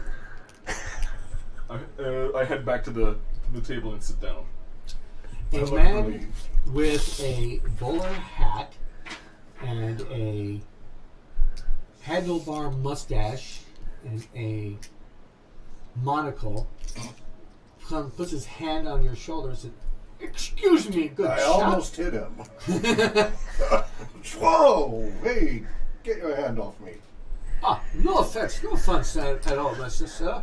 But have you seen the waitress? The guy is talking with an accent that's really old. Okay, let's point to her. And he's like, what is this guy in cosplay? He's Yeah, I know. I've given him a weird look, but also was very hostile to him. Yeah. You know. Oh, excuse me, miss. Can we take an order? No, I was asking for it first. You wait your turn. Are you sure? I don't remember seeing you here before.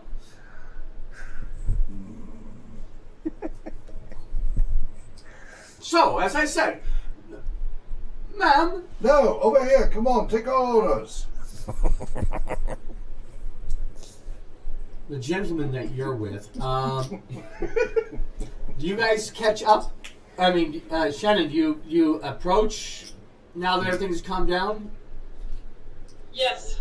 Okay, so you do work your way across the boats, but since you're doing it as a nice, slower pace, you don't have to make any rolls to successfully get there. Okay.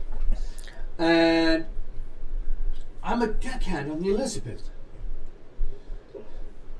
Do you know what year it is? It's 2018. That makes absolutely no sense at all. I was born in 1856, you know. Okay, you're right. That doesn't make any sense at all.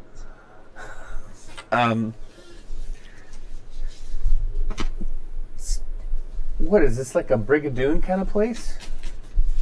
Briga who? My sentiments exactly. You've never heard of the great musical Brigadoon? I believe that was written after 1856. Oh yeah, math. Well, my knowledge is 0, so. Okay. No, I was in Brigadoon. Wow, I have more knowledge than you. Oh yeah. What? Kangaroos probably got more.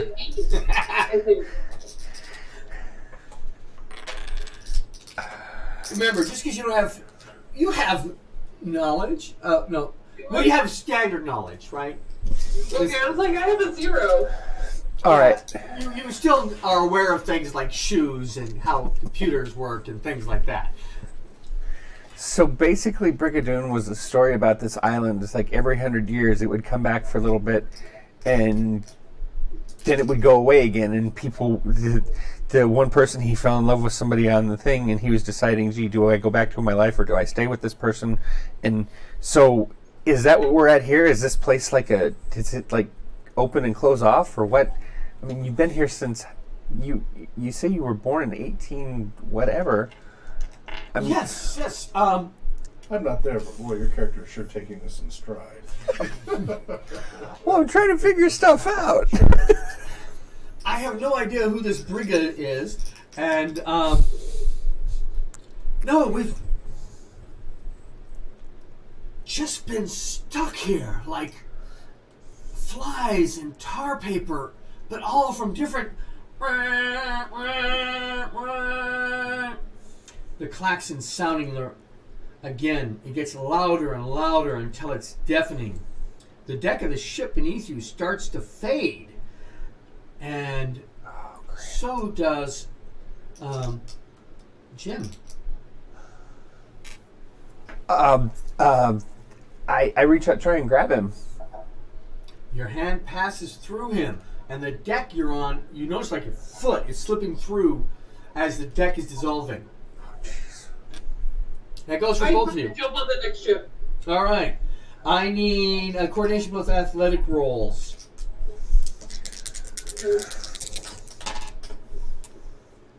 16 for me. Okay, you have succeeded on your first chest.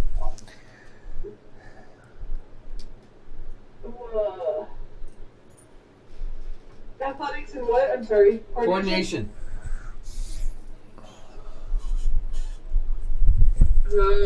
12. Oh, I'm sorry. I got 13. I was looking at the wrong thing. Okay. Fortunately, that still succeeds because the first one was fairly easy. Okay. So you're running along, and you have to go to get to the next boat to make a jump. Just as it's disappearing, the one that you're on, roll again. This one's going to be harder. Of course it is. So 11 this time. 12, 13. Yeah.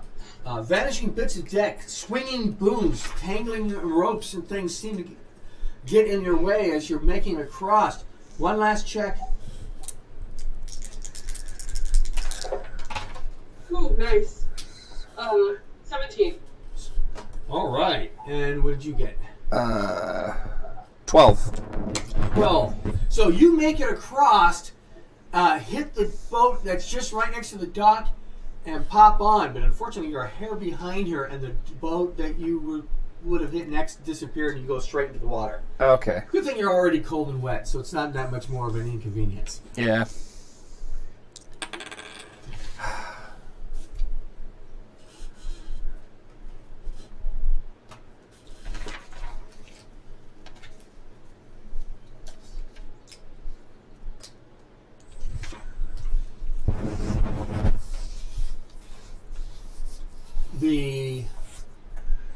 You hear a loud crash, almost an explosion sound. I stand up dramatically from the table. What was that? Sounds like it came from the punching bag area. At least that's what you would think else of. Reacting? You guys see what seems to be a bit of an explosion out past the diner to where the ghost train was. You were just at the doorway, so you also see, you get a better, clearer view of what's actually happening. A werewolf has just smashed through the wall of the ghost train building and is followed by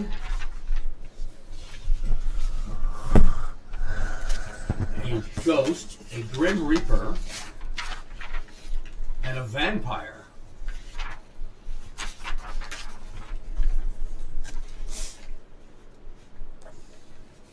So, what does anybody want to do? Do I see that from where I am? You see that there was an explosion and a loud noise from up that area. You'd have to move closer because you're up at the dock area. Okay, so I'm just going to try and get my bearings on the boat. You're on the dock, not on the boat. Or on the dock. Let's get my bearings back. Okay, so to the west is the town and the fun fair. To the south of you is a not a first aid station, a lifeboat station, and you barely see down there. It looks like there's a ring of donkeys. Donkey rides being very popular at fair sites. Hey, on away we go, donkey riding. Sorry. Sorry. And Artur, what are you doing?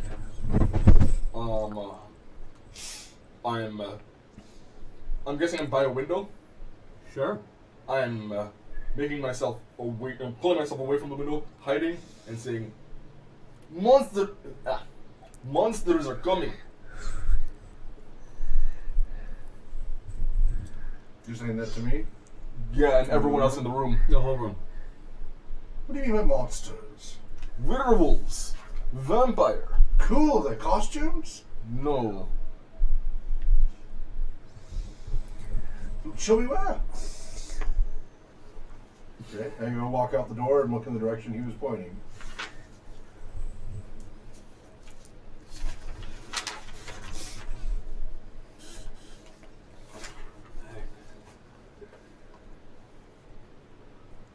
It seems like wars broke out. Some of the Autons, their wrists fold down and they fire beams. Oh, so that's where everybody went. They were just getting in costume, getting ready for this extravaganza show. You see a ghost actually shoot somebody. Hey, wow, great acting. And the Grim Reaper, of course, is swinging his scythe. He hasn't hit anybody. People are just running out of the way. Oh, the Grim Reaper is that's a little much. The werewolf also has his wrist popped out and lasers fire out of his wrist. Well, that doesn't seem to fit the theme. That's odd. So does the vampires. And Okay, now it's getting silly. Yep. And a guy who looks like he's all put in chains, he's got rubber band. Ah! Lasers firing everywhere. Oh, that's just wrong. They shouldn't be mixing lasers with classic horror. And a laser smashes through the window and actually breaks it. Wow, great effects. Okay, give me a resolve. A what? A straight up resolve roll. Oh, resolve. Okay, that's a pretty good resolve, actually. Oh, and presence. Resolve plus presence. Okay, so both Yes. added. So I rolled a 3, but 11. Okay. You're saying this, but since glasses actually hit you, you're feeling unsure of your convictions. Because that was a little too realistic for comfort, including the little scratches you have on your face. Wait, that's blood. Aren't they supposed to be using that sugar glass? Safer? You're just standing there, just incredulous at my density. Oh, Blood rage! how many hits have you taken to the head? Many! Have you seen Journey Quest yet, Shane? I'm sorry? Have you seen Journey Quest yet? Journey Quest, no. Oh, it's on the list, isn't it? It's optional. It's on the list, but it's optional. It's the same folks. I'm going That's to a go Journey into my Quest reference. first aid kit. I'm going to take an alcohol Inglorian. alcohol Onward! No, I haven't seen that one Okay, yet. so Okay, you're so gonna- I'll do. Teresa is trying to barricade the doors. She's pulling tables over there. She says, "Help me get this." Well, wait, what? No, what? I'm going to take the alcohol swab. I'm standing in the doorway. I'm dragging him in, and with one hand and with the other hand, I'm putting the alcohol swab. Where did you get cut? On the cheek. Right there. Oi! Ow! Does that feel real to you? Well, yeah, of course it is. But This they're is supposed to be all using real. sugar glass. This is Now, don't be all- ridiculous. Teresa pulls out a M16 rifle from behind the table These are all mixed up. What kind of theme park is this? and starts firing through the window. Oh boy. Oh my. This is real, you idiot! No, there must be some other explanation. Whose blood is this? Well, yes, obviously they're not using all the safety that they should be using. They're not using any safeties at all because this is fake. This can't be real. A drunken sailor Robots? dressed in 1950s naval uniform stumbles in front of the ghost and tries to fight it. Oh boy. And actually knocks it back a bit. If you're ever going to have a bar fight, call the Navy.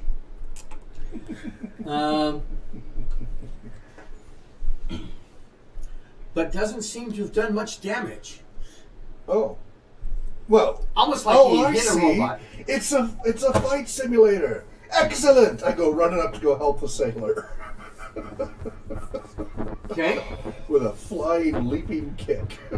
Considering my first aid kit is out, I'm going to take an inventory on what I have. Your Aikido master is going to be sad. Yes. Not waiting for the first blow. Still working on that impulse control issue. Yes. I'm early in that stage. All right. I need everybody to declare their actions. Okay. Well, So you're gonna run up. I'm going to run up with a flying kick. I'm going to head towards all the loud explosions and everything, try and figure out what the heck is going on. You know, now we're hearing gunfire and laser beams shooting off. Okay. As you two, I'm gonna you two are follow him, and I want to look for like a weapon, like a stick or a piece of rope or anything. All right. You're able to find a boat hook. You know, it's the long poles with a blunt end on the thing, and there's a hook over there, so you can grab part of a boat and help pull it towards the thing. You find one of those. Is there another one? Okay. Use the story point though to get to find a weapon. Okay.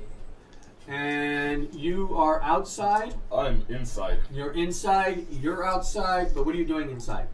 I'm asking the waitress how can I help board this place up. Grab tables. Pull them over to the thing. I'm doing I that. have to go fix the. Where's the specific words? Camouflage. The rift manipulator. Okay, I start boarding up as best as I can. All right. So that means we are all. Nobody's talking. Runners are running, and so you guys are all getting caught up. The runners are going. You see that the creatures from the ghost train are attacking people. One guy punched a sailor. Looks like he had just punched a ghost automaton. And the automaton, I keep saying that wrong. And the looks like the vampire has just grabbed him and is about to bite him. Now, you come running up and you're going to try to kick the vampire. Flying kick, which would be more coordination than strength, wouldn't it? Yes. Yeah. Coordination plus fighting.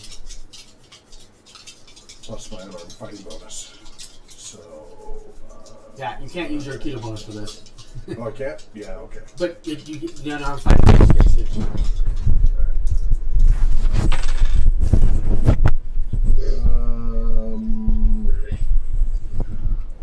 I'm not very late today. 17. 17. If I don't get my Aikido bonus, it's a 17. Okay. You come running up there, and just as the vampire is about to bite down you, cling! No, it was a full flying kick, like full putting all my whole energy into it. Right. Yeah. You come up flying, you hit Okay. into the side of him, Okay. and he goes ching, and turns towards you, fangs bared. And Boy. That didn't do as much much as I'd hoped.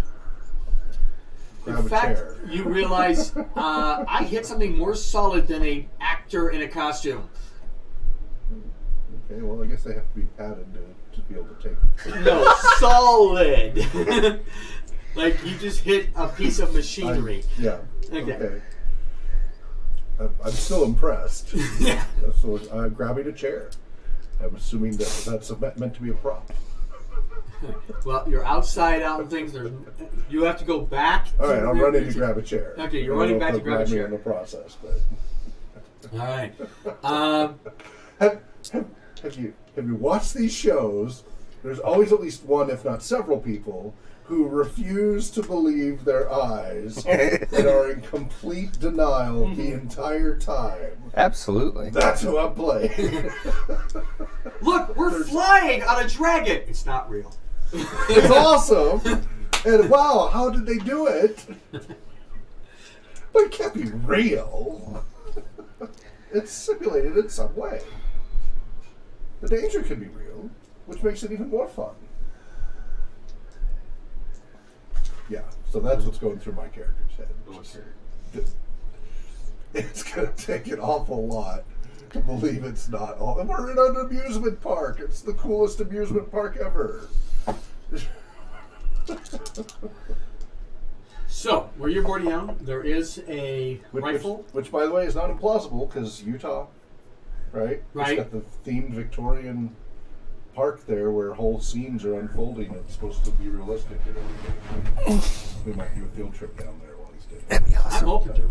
Yeah. If it's still open by the time we can Yeah, do if they that. stay in business. It sounds like the guy is like independently multimillionaire, and this has been his pet project for 10 Right. years. So it sounds like it's going to just keep growing bit by bit.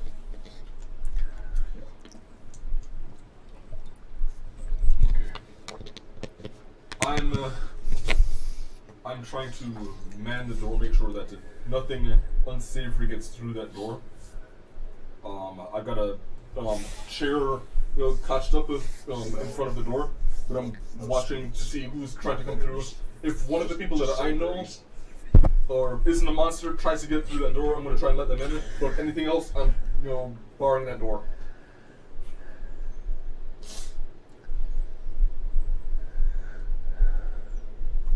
What do you have against sweets and bitters?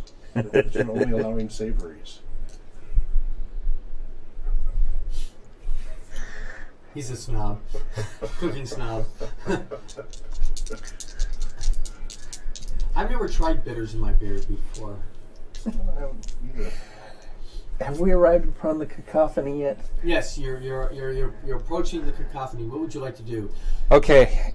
The sailor that was about to be bit has bravely ran away. I'm going to go out on a limb, and I'm going to try and play some calming music. I don't know if it's going to work or not, but I'm going to try and soothe this savage beast by crafting a masterpiece. So that would be presence and craft. Yes. And I get +2 when I'm crafting something. So that's What do I see? 10, 12, 18.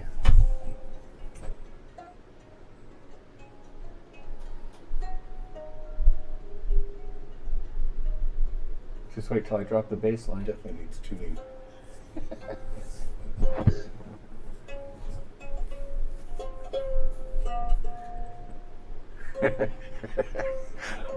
I don't think a dirge is quite what we're looking for here. Okay. All right.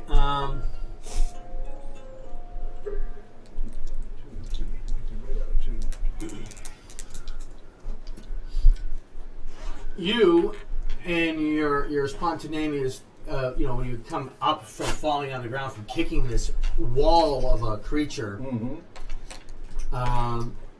Notice so, that so then I was going to get up and run to get a chair.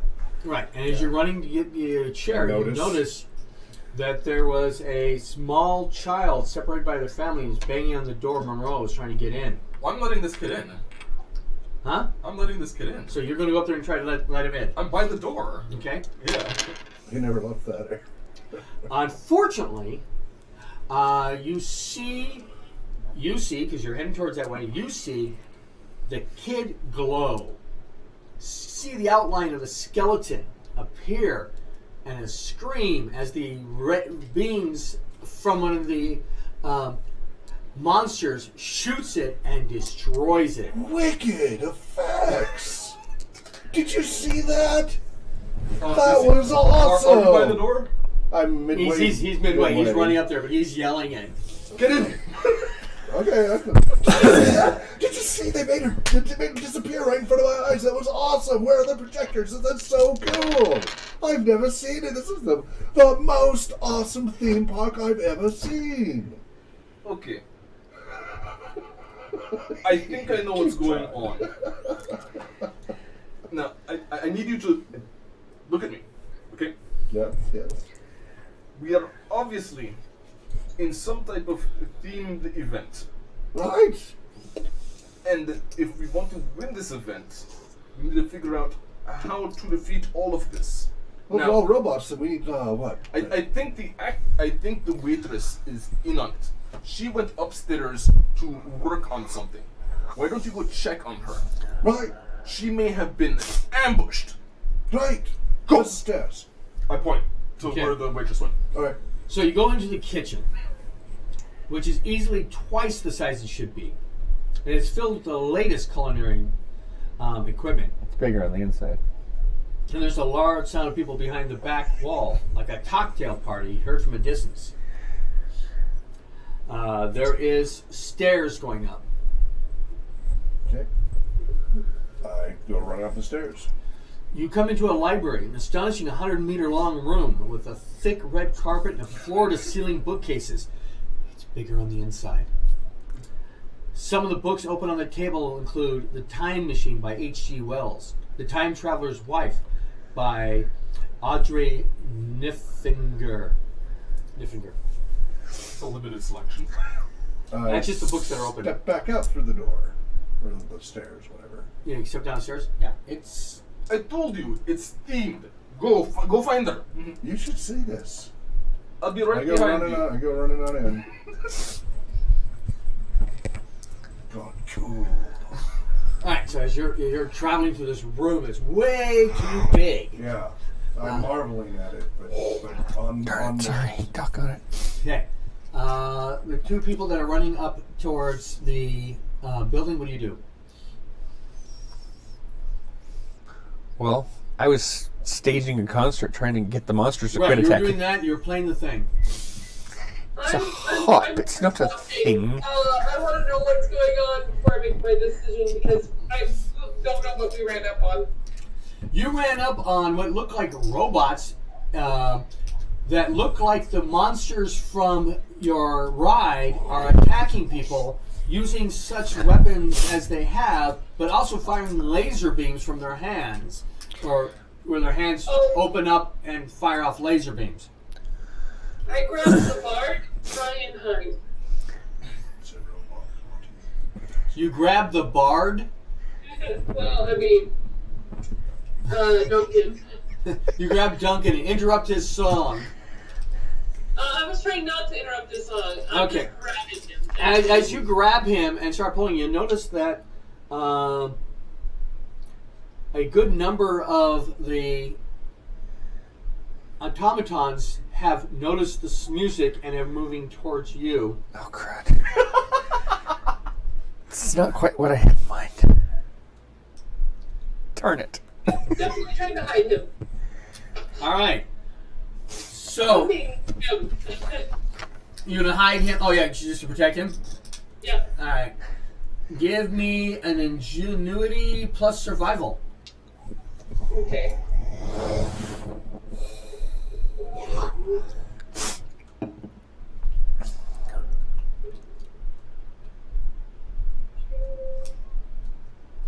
Five. 12.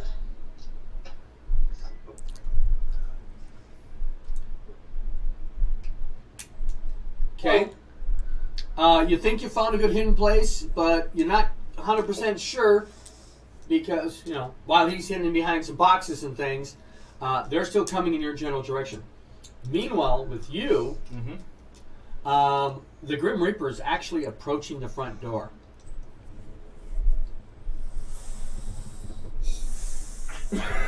Put the chair up, try to lock it in place. Yep. All right. And the Grim Reaper comes up and he smashes the blade like right through, cutting into the door and knocking the chair off. It's just way more strength than a person should have been able to do. Okay. You're hiding, but I'm not playing anymore. You want to take your ball and go home? No, I'm not playing my harp anymore. Oh yeah. I'm going to actively hide. Oh boy. I found you a hiding spot. Yeah, she found you a nice hiding spot. Yeah, we can't stay here forever though. We need to find the others. Very, very true. Is there? I mean, can we kind of skirt around to Monroe's, or are we going to kind of be out in the open here? Is this just going to have to be a mad dash, or? It looks like it would probably a mad dash. You might be able to skirt past them. I think maybe our best bet is to stay in cover as long as possible and then try and make a break for it. Wait for them to find something new. Wait a minute.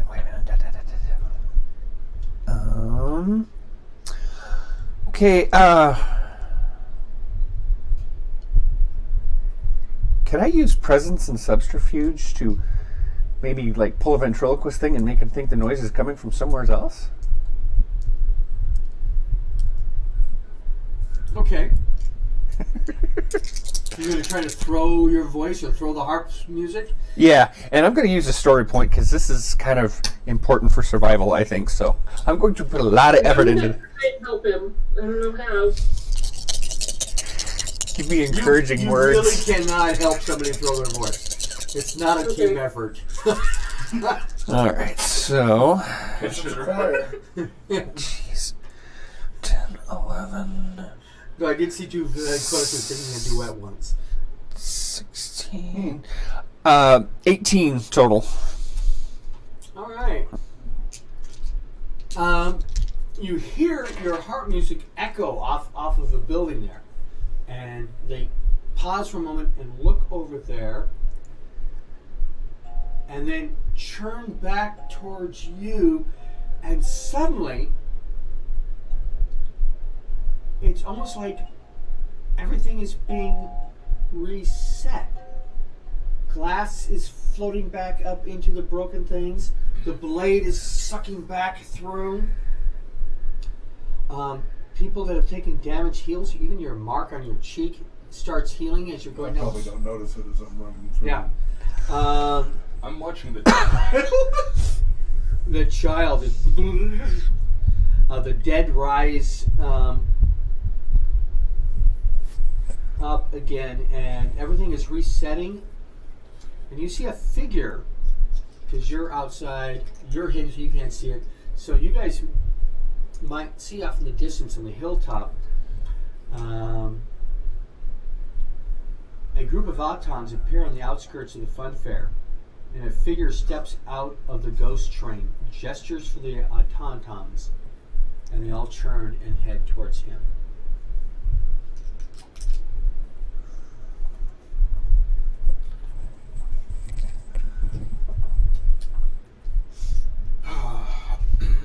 While I'm outside, I'm looking for the character's name. Duncan and Shannon. I'm looking for Duncan and Shannon. All right. Give me your awareness and see if you can spot Shannon, if she's still out in the open. I doubt it. 6. Okay, because I was going to say, did you at least get a 5? Okay. So you see the bus driver looking like an Amazon, holding a large pole arm of some sort. You don't see Duncan. Shannon, do you see Duncan? I hit him. Find him and bring him over here. Come on, Duncan. I just look over to where I hit him. Okay, well, I figure since everyone is kind of leaving us alone now, make a mad dash for Monroe's.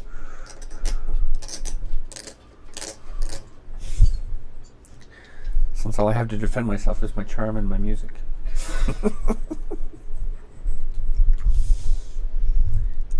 So, you meet Teresa. Well, yeah. I wield my... What do I see? She says, come on down here. I need to talk to all of you. Oh, we can't hear that. No, she's talking to these guys. I come running on down. Okay, so you guys head back down. You're waiting for them to show up? I'm waiting for them, and once they get there, I'm going to tell them that Brad. That I sent Brad to go find Esquire. I sent Brad to go find the waitress because she obviously knows more than she initially let on. He is oblivious to everything. Don't bother trying to explain it to him. I've told him that it is some type of themed event. We should probably go find him before he makes a mess of things. Alright, so where do you go? I was just making a beeline for Monroe's now that the nasty monsters aren't coming after us. Right, but you're obviously close enough that he was giving you instructions. Yeah. And I'm ferreting So you're at the front of Monroe's. I'm ferreting everyone into Monroe's and towards where the waitress is. Okay. I followed her. Do you stay with him or do you go... Who goes to look for Brad and the waitress, Teresa? I do. That's right. Yeah, once we get in there, I mean... So you're all staying together? We're all going, I'm going to. Alright. Yeah. You walk through the back door and you get to the kitchen. It's easily twice the size it should be. I mean, there's no way this should be filled in here. It's filled with the latest culinary equipment. We're talking the most modern equipment, way more fancy than it should be in this place. You do hear a large group of people behind the back wall, like a cocktail party, heard from a distance. But it's also weird because as you go running up and the town had reset itself and stuff, the crowds are gone again. We're back to being alone and quiet. Is there any prepared food in the kitchen? Yes, there is some food there that's prepared. It looks like it was ready to come out. Order of fish and chips and things like that. I'm going to grab the plate. Okay. Yeah, I'm just going to grab and snack a little bit. It's been a stressful day. Coming down the stairs with Brad is Teresa. I suppose I owe you an explanation. Be appreciated. By the way, when you come down, I'm just going to hand you the plate of fish and chips. I have my arms Thank you crossed so much. when she says that. What did you say? I'm gonna have my arms crossed when she says that. And give me one of those looks like you put my baby in danger.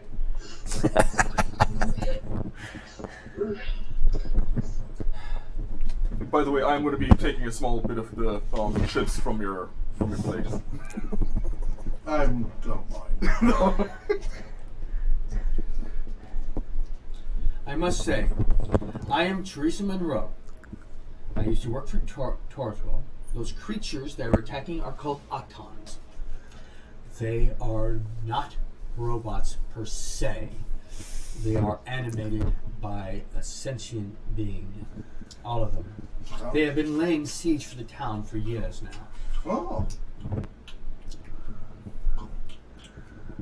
So, Would you like some vinegar with that? Please. Thank you. how does this person run them then? Are they like radio controlled or? Well, kind of. You've heard of the phrase of a hive mind. I Yes. think we covered that in physics class. I wasn't paying very close attention. E's and ants. Yes, very good. Okay. Maybe smarter than he looks. Except bees and ants don't shoot lasers. No. There is a thing called the Nestine. It's a collective consciousness. And we are unfortunately built over a temporal rift. I've been manipulating the rift energy, trying to get certain results. And I've been fighting a losing battle at it. What do you mean a temporal rift? In 1944, please take a comfort, this is going to be a little bit. Something impacted a harbor in Arrowdown, splashing down, burying itself on the harbor floor. The Navy investigated, expecting to find an unexploded bomb. The harbor was sealed and drained, and they found something else in a charred pepper pot. Inside was an alien. It was struggling to temporarily shift its way to safety. By that I mean it was trying to travel in time itself. Torchwood killed this monster. Torchwood? What's Torchwood? It's an organization that deals with alien encounters. Well. In the 80s, This is so cool. the rift activity was carrying off, and Torchwood is its monitoring of the rift. So Torchwood's real. It's not just stuff that sci-fi geeks Yes, think. This is a real thing. It's Yes. real. You got something in your eye. It's real. Oh boy. Great. Now we got alien hunters to deal with. I just wanted to go on a bloody holiday. Play some music. Maybe pet some squirrels. Now we've got alien hunters and... Yes, it's something that... Sorry, I'm picturing you petting a squirrel. You don't want to do that. We were assigned here to monitor things, me and Alan. So where's Alan now?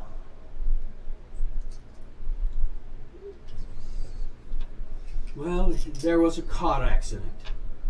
Oh no. And I'm he sorry. died. Oh, that's really sad. Something stirred and the rift manipulator sparked into life. Started experimenting, doing research, and were convinced that dormant remnants were active again. They were busy elsewhere and they ignored my calls. We were on our way to London when a drunk driver hit our car. Alan Monroe, my husband, was killed instantly. I spent 6 months in the hospital, and I asked to be reassigned as Operation Timekeeper. Torchwood did ask why has nothing ever happened here, but claimed he wanted a quiet life. In reality, I was trying to find a way back to my husband. I wired most of the building for the rift's energy and managed to manipulate the rift's power for my own use. It's been 15 years to try and figure out. Came a long way. In 1991, I got localized time loops, so food didn't age. My eyes are starting to glaze over in confusion with all the techno jargon. But I'm nodding. In 1988, Attic wasn't there before appeared. It's been adding in rooms ever since. And there lays a pool of impossibly black liquid swirled over and over. In 2003, I found a picture of Alan next to my bedside. He was smiling, but he was older than when he was died. 2005, the Autonomous came to town and ceased to have any meaning in Arrowtown.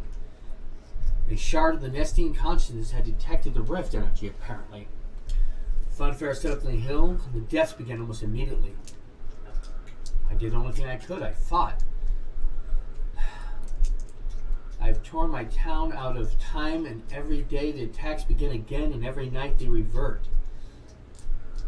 There's nothing we can do about it. I need to, for the next attack, drain the energy of the rift. Great. How do we do that? So the whole fair was a trap. Well, no, the fair was just a place, an event. It wasn't meant as a trap. It became one when I was messing around with it. So the fair wasn't created by these things that were shooting everybody.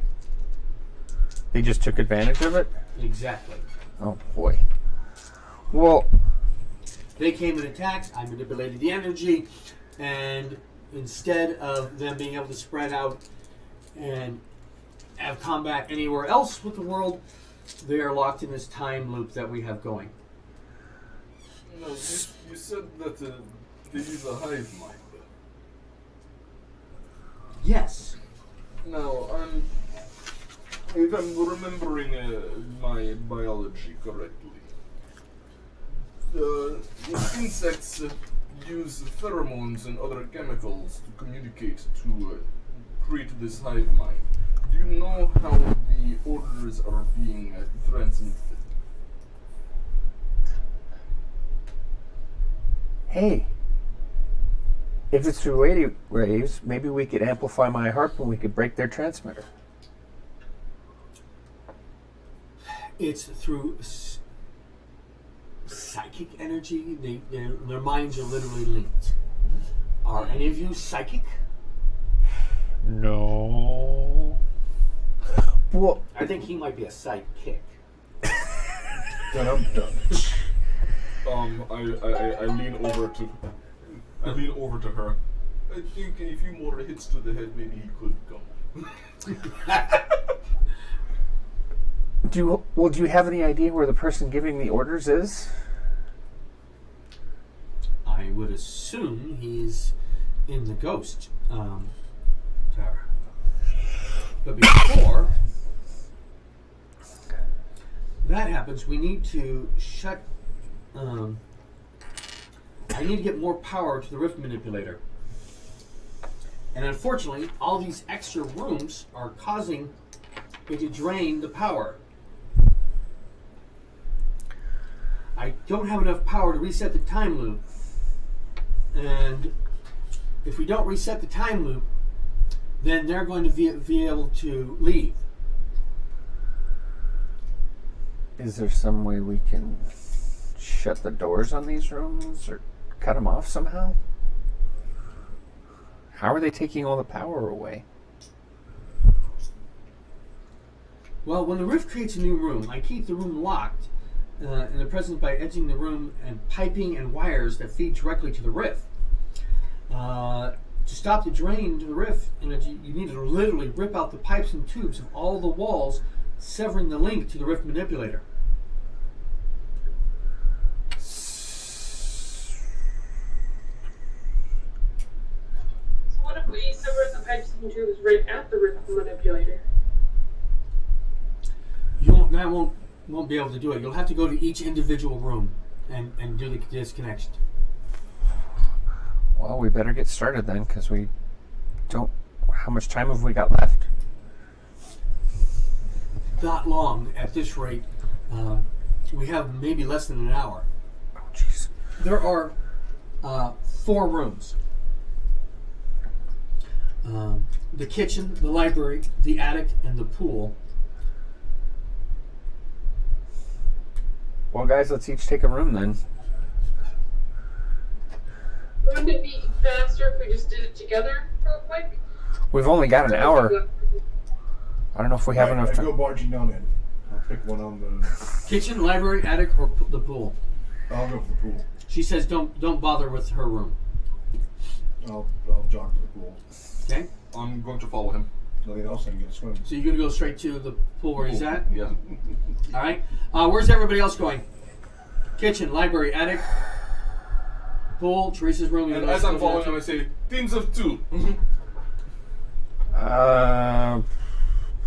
Maybe we should take the attic. 2x2 hands of blue. Okay, I'll go with you. Because the attic is probably the farthest away, so if we get that one done first, we can work our way back quicker.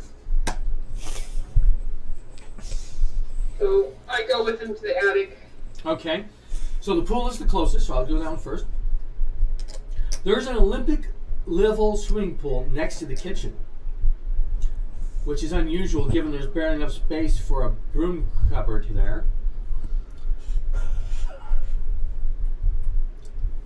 Okay. And I need a strength plus resolve roll. Okay. I'm going to assist him. Okay. So you get a +2 on that. Okay. We get a plus 2, he gets plus 2. You get a plus 2. Okay. 16. No. It's almost had it. Does it look like I can kick it in? You may be able to, again, that's, you'd have to do your brawling thing, but there's a lot there to tear apart. So, and he can't help you kick. Hold on. Well, there is a way to help you kick, but it's kind of awkward. Let's see here. I used to be in a mosh pit. Can I use my presence on him and say, "Is that really all you've got?" You're trying to give him some. I'm trying to goad him. All right. Well, roll your presence and convince. Speaking of mosh pits, I used to go in my biker leather jacket that had the zip-in liner. Yeah. And I had bolted in 1/4-inch steel plates in the front and back, and somebody tried to stab me once in a mosh pit. Oh, So shit. I wore steel plates up my leather jacket. So people, because the mosh pit's like people punch you and elbow you. I was king of the mosh pit. I was turned into a living weapon. I weighed 118 pounds approximately. Oh man, I was only 180, but I was 6'9", so By the way, I'm going to be using a story point as well for this. Okay. So Egamon, let's go ahead and get that. So you said presence plus convince. Yep. Yeah, because that's so hard to goad me.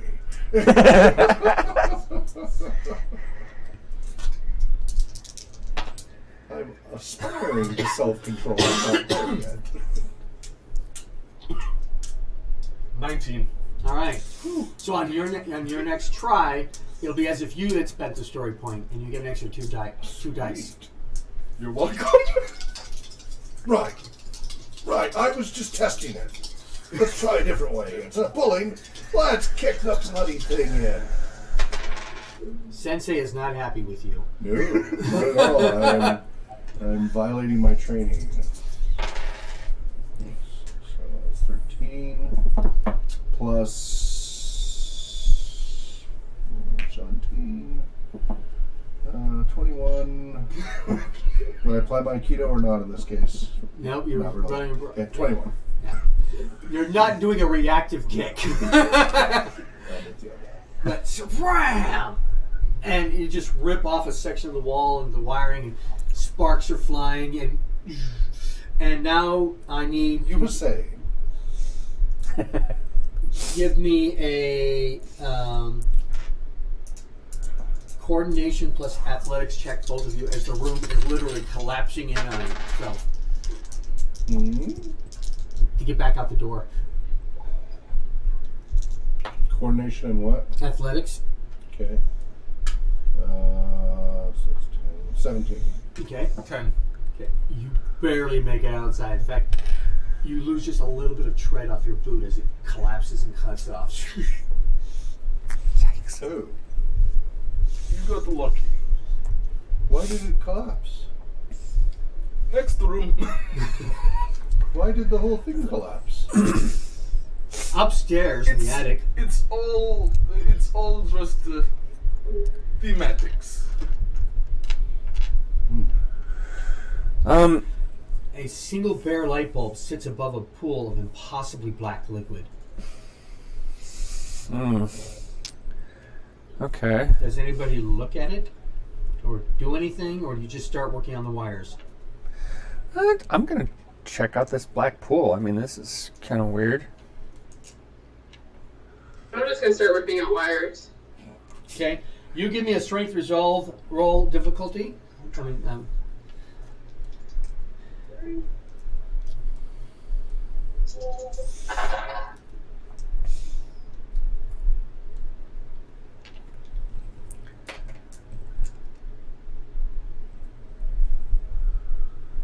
By the way, I've been trying to track down Doctor Who paper minis because the regular minis are so bloody expensive. Oh, yeah. yeah. Those paper ones have all time frames. So that shouldn't be too I hard. mean, well, the problem is a lot of them have gone offline. They published a whole bunch of them in 2010. And most of the sites now only have like low-res thumbs of them. I'm having trouble finding the high-res versions for the most part. Probably because they weren't licensed or had permission to make them. Yeah, probably. All right, so 17. Shannon, you almost got it. You feel it moving, but it just doesn't quite make it. Doug, on the other hand, Duncan.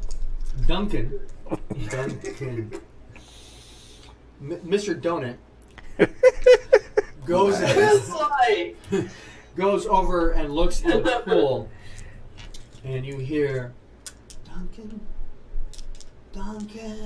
Oh, no. It's talking to me. No, I just back away. I'm not. We're not. No. This is what you call a nope out. And as you're backing up, you think you heard, have you seen the doctor? What doctor? Where do you two want to go? You got the kitchen, the library. Kitchen. Well, it makes sense because it was right off of the thing, so you're automatically in the I'm kitchen. with you on that. I'm still looking back at the collapsed pool house. It's all thematics. Why not just try kicking down the next one? I think you've got Gladly. this time. I seem to be on a roll. So, are you going to try to kick it down? Now, you don't have his... I'll try the door knob first. Well, I mean, you're in the kitchen. Oh. So, you have the wires and stuff on the walls. Are you going to start tearing the walls off? Tearing the wiring, the circuitries, the pipes. I'll start ripping out the wiring. All right, give me a strength plus resolve. Okay. And then one for the system. 18. All right, that's exactly what you My needed. usual, I was afraid to say because I'm going to jinx myself, my usual crappy dice roll, I haven't been jinxed. So, yeah, knock on wood. And you just get it torn out. And you visually see the walls start shrinking Come on, let's get down and pulling in. Let's get on Your equipment starts, fancy gear comes in, an older stove appears. And Fast as I can, get out of there. As it shapes and transforms into a normal size dining room, kitchen and stuff. Meanwhile, upstairs, Duncan. Who's the doctor? Duncan. What? Come back, I can't see you. You can hear me. That's good enough. You're going to make another pull. Are you going to try to pull out the wires again? Pipes and tubes? Shannon? Danielle? Shannon was I electrocuted. keep feeling it. It keeps coming up. While you were silent, you were electrocuted. No. Oh, I feel electrocuted on this end. I'm gonna try the wiring again. Okay. What was the name of the guy that was killed in a car accident? Alan Monroe. Alan. Okay. 17 again. You just can't seem to get it. I mean, you're so close. Will you help me? Well, she's yanking. I get a little bit closer to the pool and I say, Alan, is that you? What? The voice in the pool. I was asking you if it's Alan. Yeah, but that was my response. What? Oh, okay. Sorry. I didn't realize that was in character confusion. Yeah, see, that's where having different voices is helpful. Yeah. My regular voice right now because I'm so sick still. Yeah. Yeah. I'm trying, guys. I don't like being ill. So does the black pool answer? What was your last question? Alan, is that you? No, I'm Jenny. Oh, great. Are you stuck in there? So you hear this conversation. Is she crying in a bathroom stall? Jeez.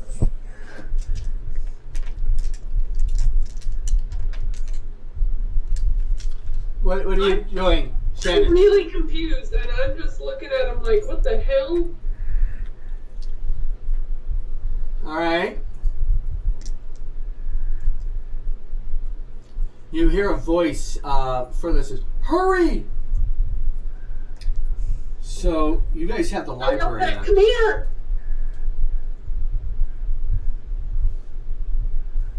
You guys head to the library? Yeah, the library. I'm looking at before he starts ripping things. I want to see what books there are in there. Anything of note. In the library, you notice, there's the Time Machine, the Time Traveler's Wife. There's a book by Stephen Hawking's, The History of the Universe. Anything on biology? No, not really. I go to rip a wire. Okay. I'm looking at you expectantly. Go ahead. Okay, roll. Not so good this time. 12. This one was in there. Good. Meanwhile, upstairs. So I asked Jenny if she was stuck in there, in the pool. I'm not stuck anywhere. I'm out in a... Oh, jeez. And where? Wait a minute.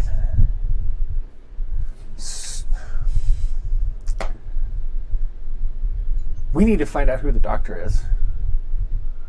The person Jenny said something about a doctor. We need to ask. God, what's her name? The waitress woman. Sorry. We need to ask her if she knows anything about a doctor. Are we going to attempt to pull the chain in again? To rip out the walls? Are you going to try to investigate the pool? Confused. I'm gonna call out the door to see if we can't get someone's attention to come in. Hey, come here! We don't have time for that, Teresa yells. I've almost got this powered up! Big time! Who is the doctor? What do you mean? The doctors that helped Alan, or...? No, there's someone in the pool named Jenny asking about a doctor. That's his name! That's whose name? The doctor! Okay, so why isn't he helping us? Perhaps he's busy! I don't know! Quickly! I'm losing control here! You guys, Okay. trying to get... Hold on just one moment. I want to, as quickly as I can, scan the entire shelf that I'm on to see if there's any books that seem like they are ahead of my time. Okay. Okay. How many story points do you want to give up for that? 2. Okay. You find a xenobiology book. It looks like it was meant to be a veterinary book, but it's got more animals than you've heard of. I'm taking that and yank that thing. I'll spend the story point. Okay. And as he's going that, I'm booking it through the door. First roll is only a 3. Okay. There you go. 15, 21. Okay. Rippy. Trip, rap, smack, Run! and charge as the whole place collapses down into a much smaller room. Because it didn't actually completely disappear, you're able to get out successfully without losing any body parts. I checked to see if I still have the book. You do. Yes! Okay. Up in the attic, what are you two doing? You hear down from below, Teresa yelling, "Almost there! But if I don't get in the next minute, we're gonna lose!" Wiring. I'll help her pull the wiring. Okay. Get a +2 on your roll. Okay. 18! You drip it out just in time. And as the the pool seems to swirl, but it's hard to tell because it's so black. It's Fanta black. You hear Shannon, and the attic starts collapsing in. I need your coordination plus survival to get out. No, it's coordination plus athletics to get out of there.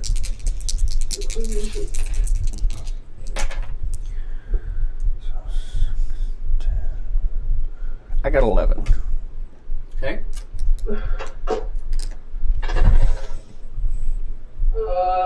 I got a dark screen.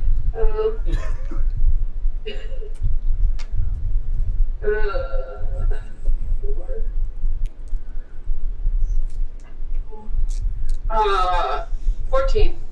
Sorry. All right. You both just scramble out in time just as the attic disappears. Because this building never had an attic before. Oh, awesome.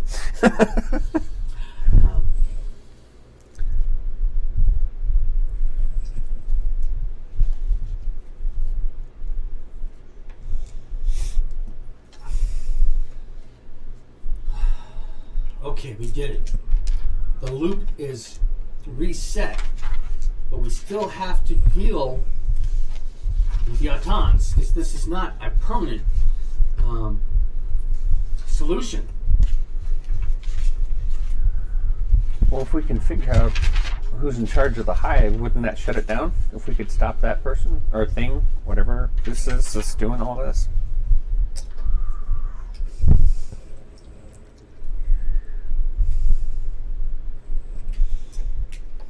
Well, yes, I suppose you could do that. Speak with the Nestine consciousness.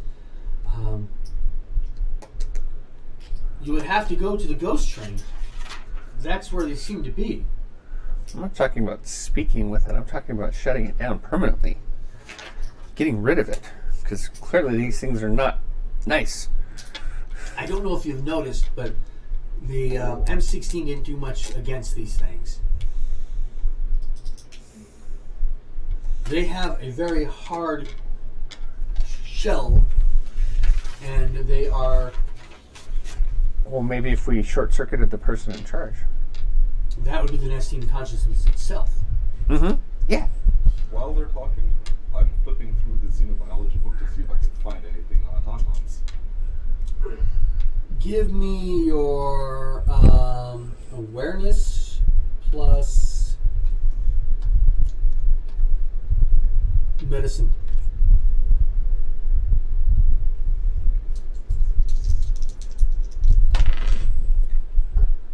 $12.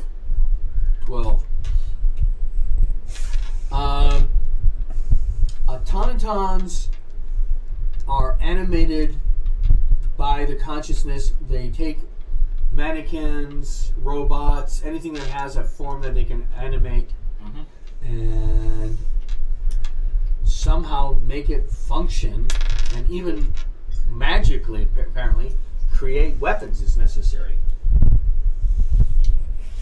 Does it say anything about hive mind? That they're controlled by the Nestine consciousness. Okay. Something left over from the Time Wars? I'll look in the index for nesting consciousness. Couldn't quite find it.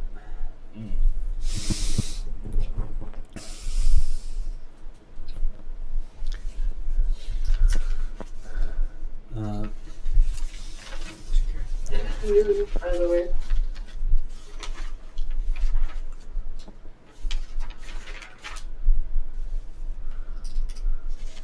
So this might be a good spot to have a commercial.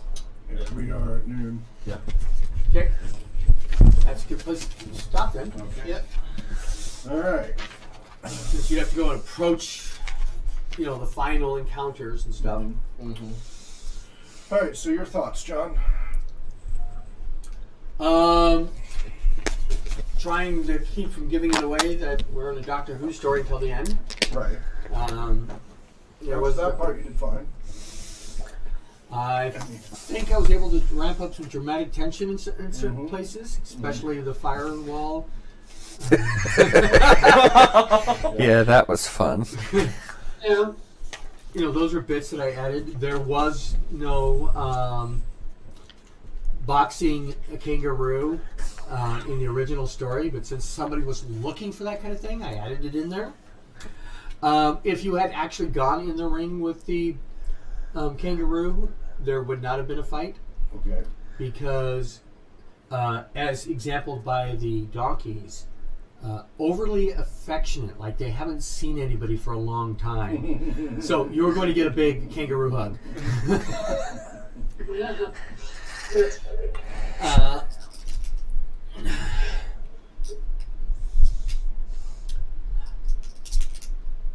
Wanted to try to keep you on track as the out player, but I figured the best way to deal with it is just allow you to have the consequences of the interesting stuff wasn't happening to you. You weren't spotting things. All right. I started leading into that as well. Okay. And adding something that would maybe give you clues. I was about to have you take actual damage. So you get the idea that it was real, but I think you were starting to get the idea that it was real when you saw the Nope. collapse. My Even the character collapsing. my character still thinks this is the coolest theme park he's ever seen. Even with the. Yeah, I thought clearly they got some sort of compressor features like in Star Wars with the walls sliding in close. I was just instead of fighting that, I was just. I'm going to leading into that. rationalize and rationalize. Yes, your therapist is going to love you because you're going to need one. When it finally breaks through Yeah. the wall. What else? Let me see what other thoughts I have about it. I find it's fairly easy to adjudicate levels of success and things like that. I mean, there's strict rules, not strict. There are actual rules for how high up and how far down, and I find it. I just easily do that on the fly. Okay. Yeah, the rule systems it works fine. Yeah. This is an easy rule system. So, what do you guys think? Well, what about your GMing and stuff? Like, what do you know? Self observation. There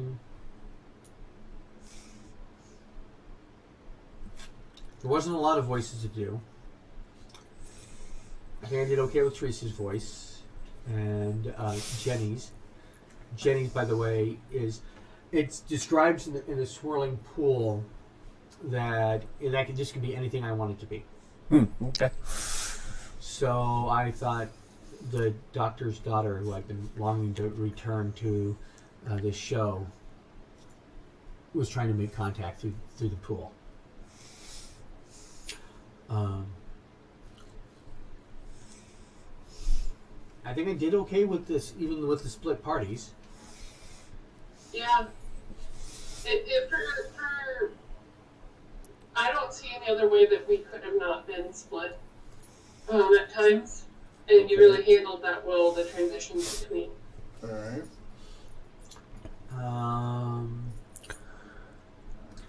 I think we did really good at getting the game running without having to front load any rules or anything. Mm-hmm. Yeah. I picked it up as we went. Yeah, that was my hope. Okay. Anything else? Only had one troubled player at the side, and I think it was fairly mitigated. I mean, you didn't disrupt the story. Okay. And this is supposed to be kind of open-ended area where you can play the way you want to play. Mm-hmm. So the fact that you still don't believe that it's going on didn't change how the story worked out, so that's fine. Sure. Yeah. I enjoyed it. Mm-hmm. I was trying to find a way to get to basically steer you and the character that you were playing. Right. In a more useful direction. yes. Yeah. Yeah. I think I think I figured out an eventual way to just lean into your delusions. Yep. Yep. And just that's what you do with anybody who's in denial. lean in, and have them walk through like, okay, as long as they're helping us, come on, let's go. Now, real delusions, you're supposed to be That's a different neutral story. and You're not. supposed to, Yeah. That's supposed to feed them. Yeah. But In story mode, yeah. But if you keep fighting them, then that just makes them become more entrenched. Yeah.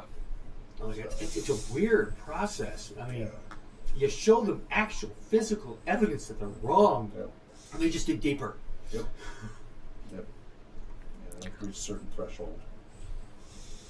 And somehow you haven't met that. Yeah. Well, because it's a theme park.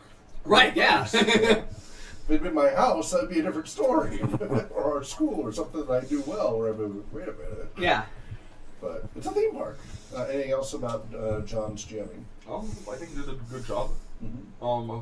I wasn't explicitly looking for the xenobiology book, but thank you. Because, now my character, one, is planning on using that to study ahead when, hopefully when he leaves. Okay. And, now he's like, okay, he's trying to see what he can use this book for to try and help our situation. As opposed to just like, I get to cheat later. I haven't decided yet, and I do need to make this decision for the Wednesday game. Yep. Well, I won't have to make it by Wednesday because I don't think we'll finish. Yeah, in just 2 hours. But the ending thing is, does either Torchwood or the unit come and approach you guys? Okay. And I did order both Dark Archives and Unit supplement books for the kid. Okay. A lot of these may not arrive in time, so I just have to use what we have, for my books, but we will have a complete of the newer books kit. Because by the end of the module, it should be revealed. If you haven't figured it out, you're in Doctor Who land. Right, yeah. Who knows? All these kids might be Whovians, or they might not have a clue about it. So, right. Just play along. And they might go, oh, I know what this is. That's fine. But your character doesn't know. Yeah. All right. Anything else? Other than that, I like the system. It's very, very simple, but it looks like it's easy flexible to. Enough. It's flexible. Yeah. Was the pacing good? Yeah. Yeah. I'll give you my feedback, but ask them. I'm going to hide under the table for that part. Shane? I really did enjoy it overall, and I was actually especially impressed that when things were split up, you were really good at splitting intervals, so everybody kept keeping to doing something. Especially at one point, we were almost in 3 different directions.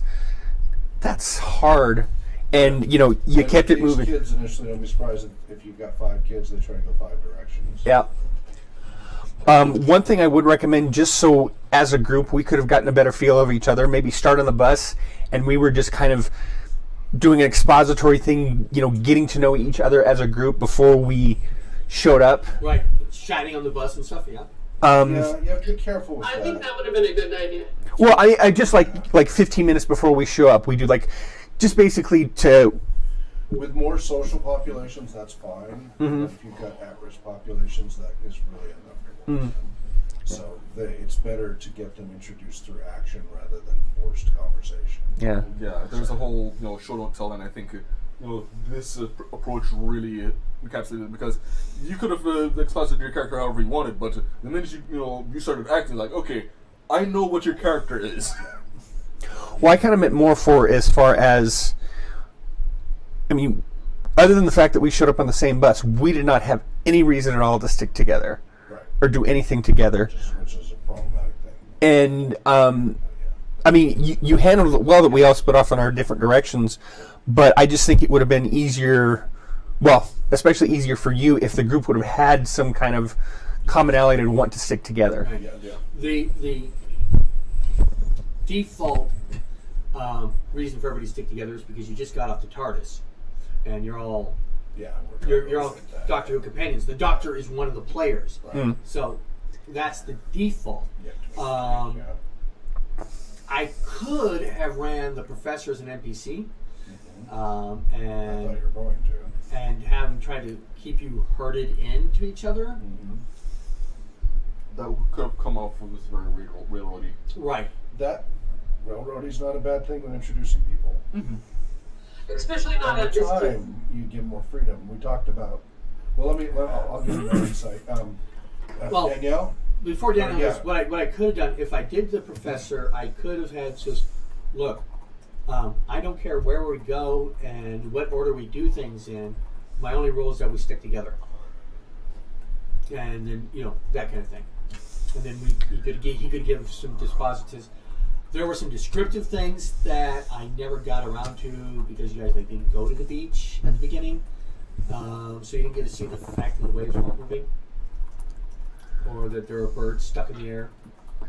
The only other thing I would kind of point out is that it seems like sometimes you were very often looking up valuable information that kind of slowed things down, and so maybe That's what this practice is for. yeah, but maybe things that you're going to use a lot, maybe have like a little cheat sheet of these things are on this page, just something that you can find your information I need quicker. to go through with a highlighter. That'll help. Just something to kind of so you're not held up and digging for your information to help keep things But moving. once he's run this 4 or 5 or 6 times. Oh, sure. Down. That's why we do these internal practices to get that. Sure. Down. But yeah, certainly highlighting would definitely help. Anything else? No, it was really fun, and especially, I think one of the great strengths of this system is you're not really sure what to do, and it's all kind of fun and new. I mean, Dungeons and Dragons, you're a warrior, a wizard, or whatever, all these other things. But this, you're just a person exploring the world, and I think it's really nice because it feels different, and you don't need a lot of explanation. Just jump in and just go for it, and that kind of rules light approach, I think, is really fun too. Right, and that's common in Doctor Who, that they're just average Joe people going about their day who suddenly get sucked into some strangeness. Mm. And that's what I like about that and doing this. It's this, no Doctor Who logo on the sheet. Yeah. So they don't necessarily know. They may pick it up very quickly, they may not. Who knows? I did have a problem with the exposition. Yes. That was just too long. Yeah. Okay. There wasn't a good point to have a conversation where she explains all this stuff. Yeah. And maybe I should have left it to where he doesn't explain it. You could break it into pieces. So you share a little bit, and then so she's got this big long exposition of points that she's trying to relate. Mm-hmm. So break those into separate points, and bring up one point at a time. Bring up one point, discuss whatever. Then if they ask a question that's relevant, great, answer that next one. If they don't, then go, oh, and I also remembered this, and let it have a little bit back and forth, and that way it doesn't feel as much as pure exposition. Yeah. And it's not even a read this script. It's just you have to figure out the notes. So Yeah. you might want to write up for yourself little script tidbits of what you want your NPC to say. Okay. To flesh that out. Danielle? A lot of the same things. I do think that if we're working with at-risk youth, railroading a little bit more at the beginning would be nice. Going back to the So let me stop you there for a second. Let me just stop you there for a second. Railroading is not bad for beginners. Railroading is like training wheels. It's a good thing for beginners. No, that's what I said. Yeah. Yeah. We said risk. No, you said it was, yeah. No, what I said with the at-risk youth, it would be a little bit okay. Audio, I didn't. Okay. Yeah. Sorry, I'm not supposed to cut out or not say a word. Okay. I think it would have been good to have a little bit more railroading. Just mainly, we're a cooperative group. Yes, actually. comparatively speaking, Yes. this was a cooperative group. Yes. I've had trouble players that were doing his thing, but instead of just doing on their own and looking for their little thing, they're actively trying to sabotage the other players. Yep. Exactly, and that's where I was going to go with this. If you would have kept the professor in, the professor could have tried to keep to the best of our ability, maybe making the person who's also the bus driver be a lead, and having them, if you do have to split the party, making sure that they're in 2 separate groups, because I don't know how you would do that, but I know there's ways. Yeah, But the railroading, I think, for especially Wednesday, is almost needed. Because, like I said, we're a cooperative group. This went over well with us. Who knows what it's going to be like with these teenagers? We've never met them before. What is my table limit? We're trying to keep it at 4 to 5, but we have 14 signed up. It depends on how many show up. That's going to be 7 per table. So I made 6 character sheets. Yeah, I suggest everybody has 10. And if I So have, they can pick from different ones. I need 4 more then. Yep. The professor, if I hold him back, that means I need to make 5 more. Yep, I would do that. Okay. Or you could even have 2 professors and try and put one of the kids in the professor role. There was another point I wanted to make. Oh, it was about the bus. If you were to have just an idea for me, if you were to start off with making them go around on the bus as like a exercise in before you get off the bus, introduce yourself, and they all had to do it. That might be something that would allow for everyone to know at least each other's names, and give you the time to do the roll call and still be in the game. Okay, I see what you're saying. Especially if you're holding back the professor. Anything else? I mean, you could have one as a teacher's aide and the other one's a professor. I was actually thinking that. And the teacher's aide kind of runs things, and the professor, is a separate tier. But you can have one of the characters be the teacher's aide or whatever, or vice versa. So pick one. I mean, you got to decide which one you want to be definitely an NPC versus you're okay with the player taking over. And teacher's aide would give you some flexibility, but it could make them bossy. So who knows? I was thinking, You could have a professor as a player and have the teacher's aide be the bossy one who's keeping the professor in mind. But, that'd be kind of fun. That'd be cool. The distracted professor. Yeah, and the teacher's aide is the NPC. And somebody can actually play a professor if they want him. Let me write some of these. I need Yep. 5 more You can always watch ideas. the video too, but yes. Teacher's aid. Yep. Danielle, you need to make sure for AIM that you have enough to go around. Okay. Because there's only 6 we in have the... 7. Sheets, don't we? There's only 6 in AIM. There's Eves, 6 right? in Eves and Mirkwood, but if you count the new book with Emiskar, then there's a 7th character. There's only then there's 7. Oh, Okay. The what do you call it?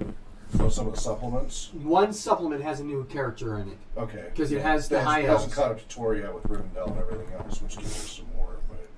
But That it's a high elf. yeah. So Because right. We'll want to make sure we've got as many of those as we can have. so we have 7 pre-gens, and you're going to have to make 3 more. Okay. Okay, so I got a teacher's aid. What other? Oh, and before we go anywhere, I do want to. I found some stuff out this week while I was ill, and now that I'm not so bad, I have made sense of all the things I've read and heard. About? Sentinels of the Multiverse, and then I was listening to a podcast, and something just kind of hit me like a ton of bricks. Good or bad? Good. Okay. Kind of funny. Okay. So, do you want me to just go into it, or do you want to finish this first? Let's finish this first, then you can go into it. Okay. Okay. Anything else you want to say about John and the game and such? Nope. Okay. I'm going to borrow some more of your books. What type of player? Yes, I'm distracted because I'm trying to try and get Doctor Who stuff and everything else, but forget that. That wasn't the type of player being. What type of player archetype was I playing? Well, you were kind of trying to steal the show and destroy the environment, so... Not steal the show. No, wasn't a glory hound. Yeah. Role kind player. of emotional. What? You're a role player. You were obviously aware of everything, but stuck to character. Yeah, no, I was playing a character within a character. Uh-huh. But what was that character that the archetype, the player archetype that I was taking on? If I'd had what? Denial? No. That was the character. That's just what the character's playing. As a player archetype, not a character archetype. Player archetype. What type of character? Munchkin or Chaos type? Monkey? Okay. I'm not good at targeting archetypes out of the core ones. Okay. Yeah. If I had weapons, Murder hobo. yes. So it was a variant of murder hobo because I was looking for every opportunity to just fight. So Okay. I was just the fighter, the splatter, the murder hobo, whatever you want to call it. That's all I wanted to do because I saw Aikido on here and I was abusing that completely. Oh, you were not in the principles of Aikido. I know that. You and I both trained in that. We know full well. But I was trying to take on the player archetype of the type of player that would see that and go, oh, I'm going to be Mr. Ninja. I'm going to be Mr. Claude Van Damme or whatever. Or Steven Seagal or whatever. And Now, just, But be kangaroo butt is too kicker. much. Students- Robin's Law is to be a butt kicker. maybe I need to clarify more what Aikido is Right. and why. So- I made the assumption would be fine. But I intentionally wanted to show you how this could easily distort things. Right. And so there needs to be in there, instead of saying that he's trying to learn to control his temper or whatever, that instead that he follows a rigid code of only using it in self-defense or something like that, which is the Aikido way. Right.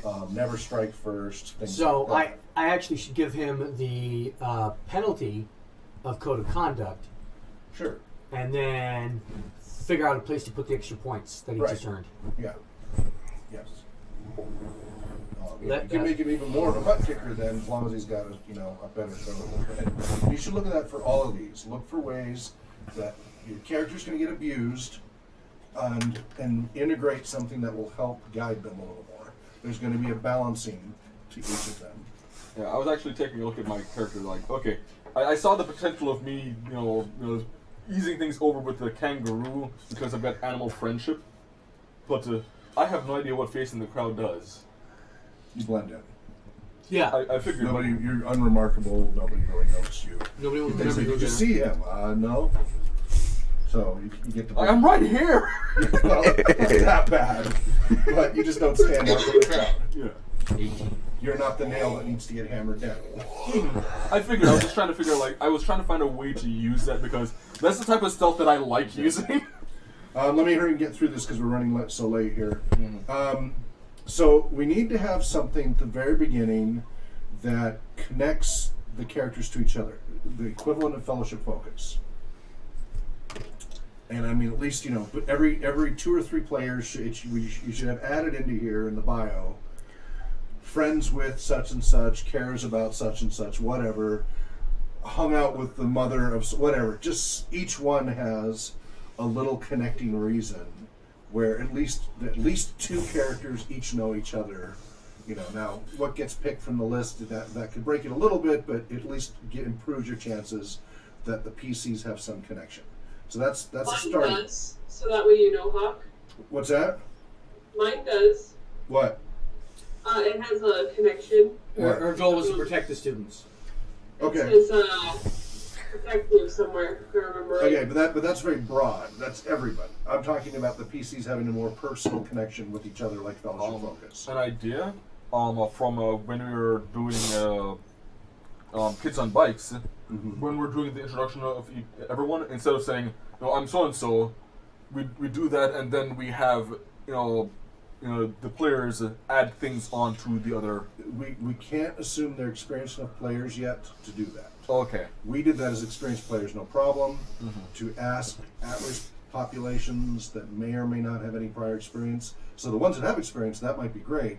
Ones without experience, that's going to be very distressing. Okay. We don't want to start them out that way. Now, once they get familiar and we run them through a few sessions and we do like a new start or something, then that's fine. But we shouldn't start them out with that level of pressure.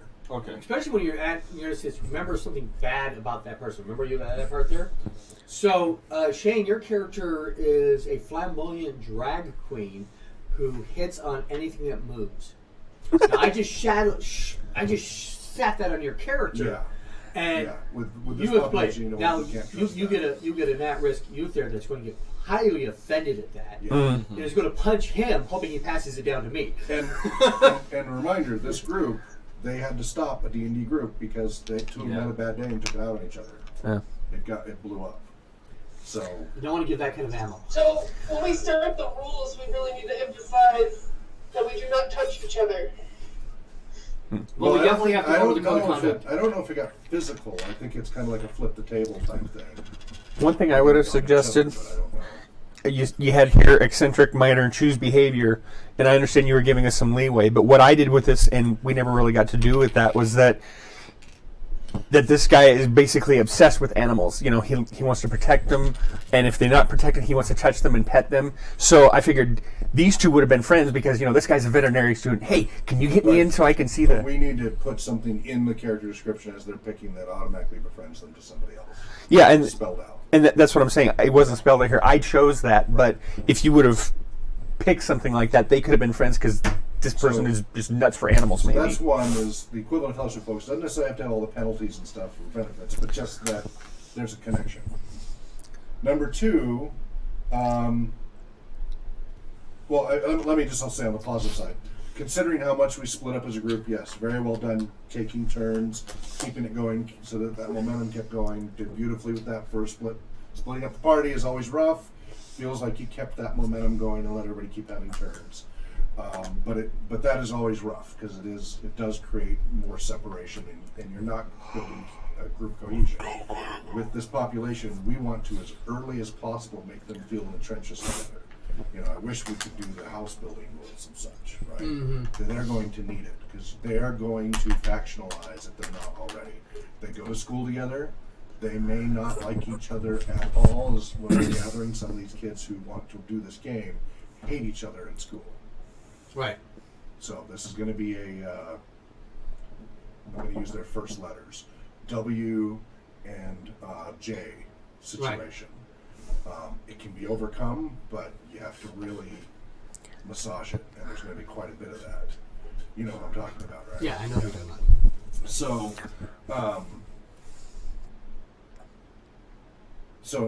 but you did a very good job with doing that. I'm very concerned about this being the opening scenario because it is so open-ended. It allows so much freedom.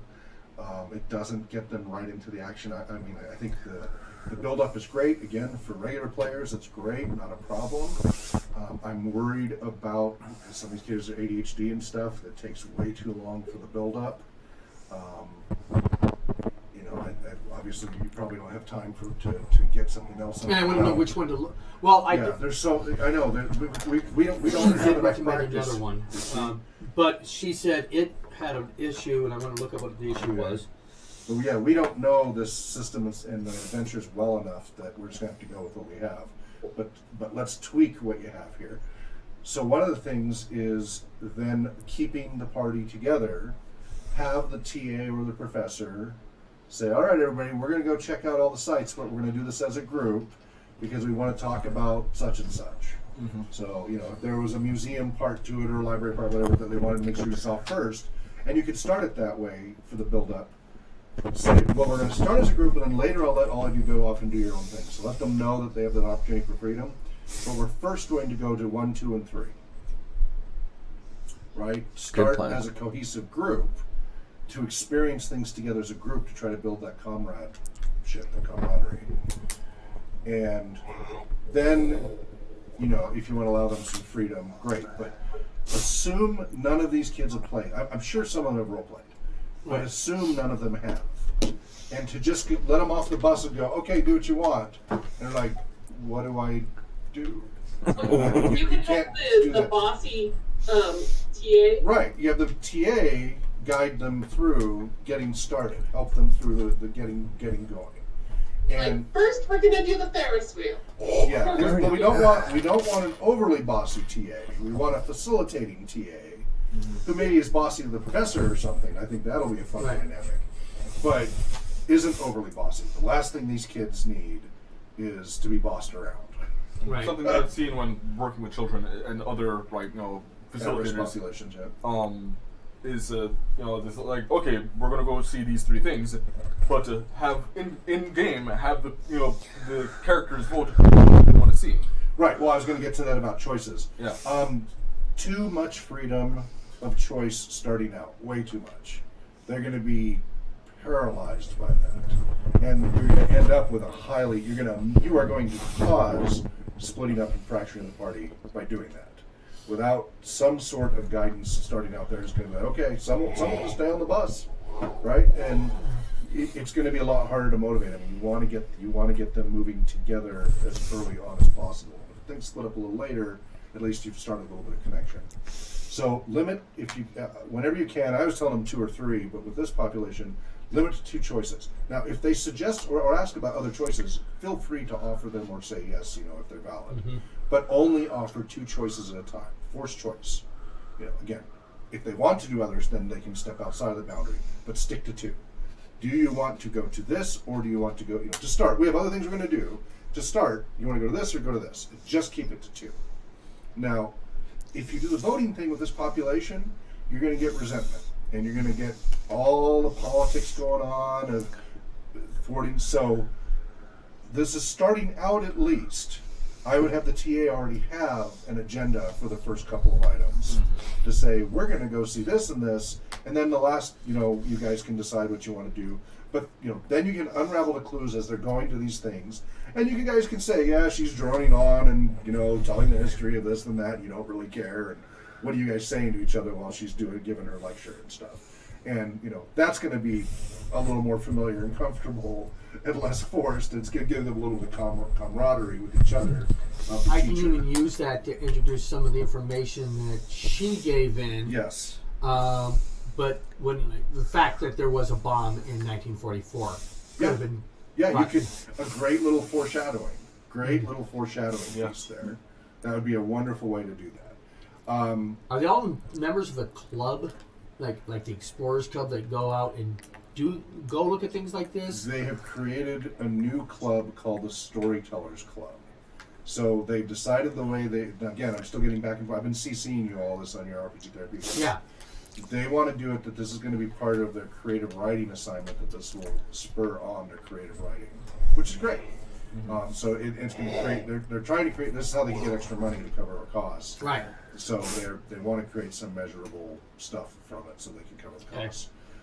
And so that'll be neat because they'll be writing, this will inspire their storytelling, and that'll be awesome. And hopefully they'll be more intrinsically motivated because of it. But so I would initially not give them a choice. So we're going off the bus and we're going to this, and do the first 1 or 2 scenes with her doing very quick. We don't want to be too long, 5 minutes or so, and immediately start having clues. First, very positive, but the strangeness like you did, like, wow, there's nobody here, but we're going to this. And just let them start, and immediately have them doing rolls of awareness and picking up little clues, Scooby-Doo clues, as they're getting off the bus.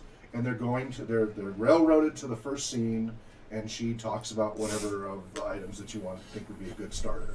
And then maybe go to the second one, and you might pick out something that might be a little distractor that everybody kind of wants to stop and take a look at. That's a choice.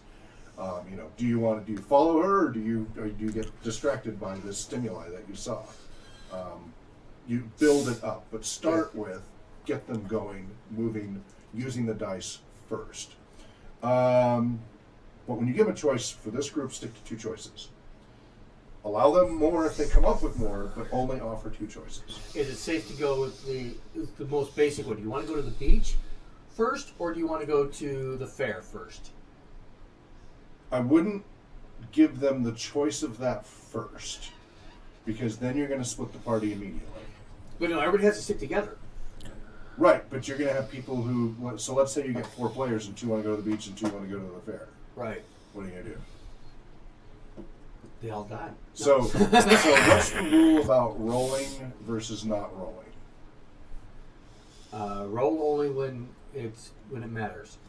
Well, roll only when you don't care, when you don't have to have a specific result. Right. If you have to have a specific result, don't roll.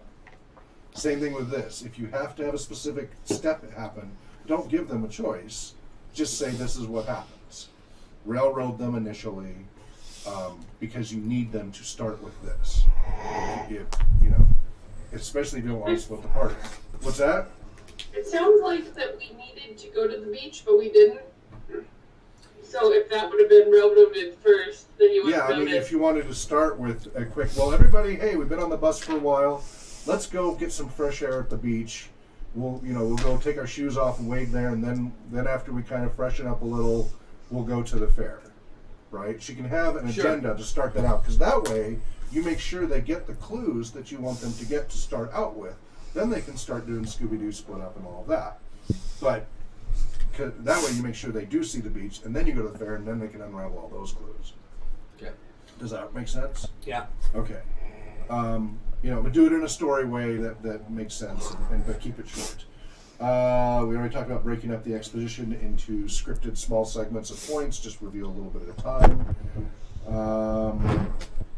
So start out heavily railroaded, and then over time, give them choices, and then slowly expand the flexibility, freedom, and choices that they get as they get more familiar and less overwhelmed. They'll build confidence if you help them out. Okay, I already did that. Okay, motivation, hanging out with each other. Also, when they're getting off the bus, and this is standard for any group. This isn't just for kids. This is all groups. State up front, if you get separated, where are we supposed to come back, and when are our check-in times? Any tour group, any activity group that they might have some freedom to take off, you establish what your base of operations is. Probably the bus, might be something else. So up front, as either when they're on the bus or about to get off the bus, say, hey, if you get separated, if you're in the restroom, whatever, and you don't know where we are, come back to here. And if you do wander off, please check in every hour, half hour, whatever you think is appropriate. State that up front. Make sure that's in there.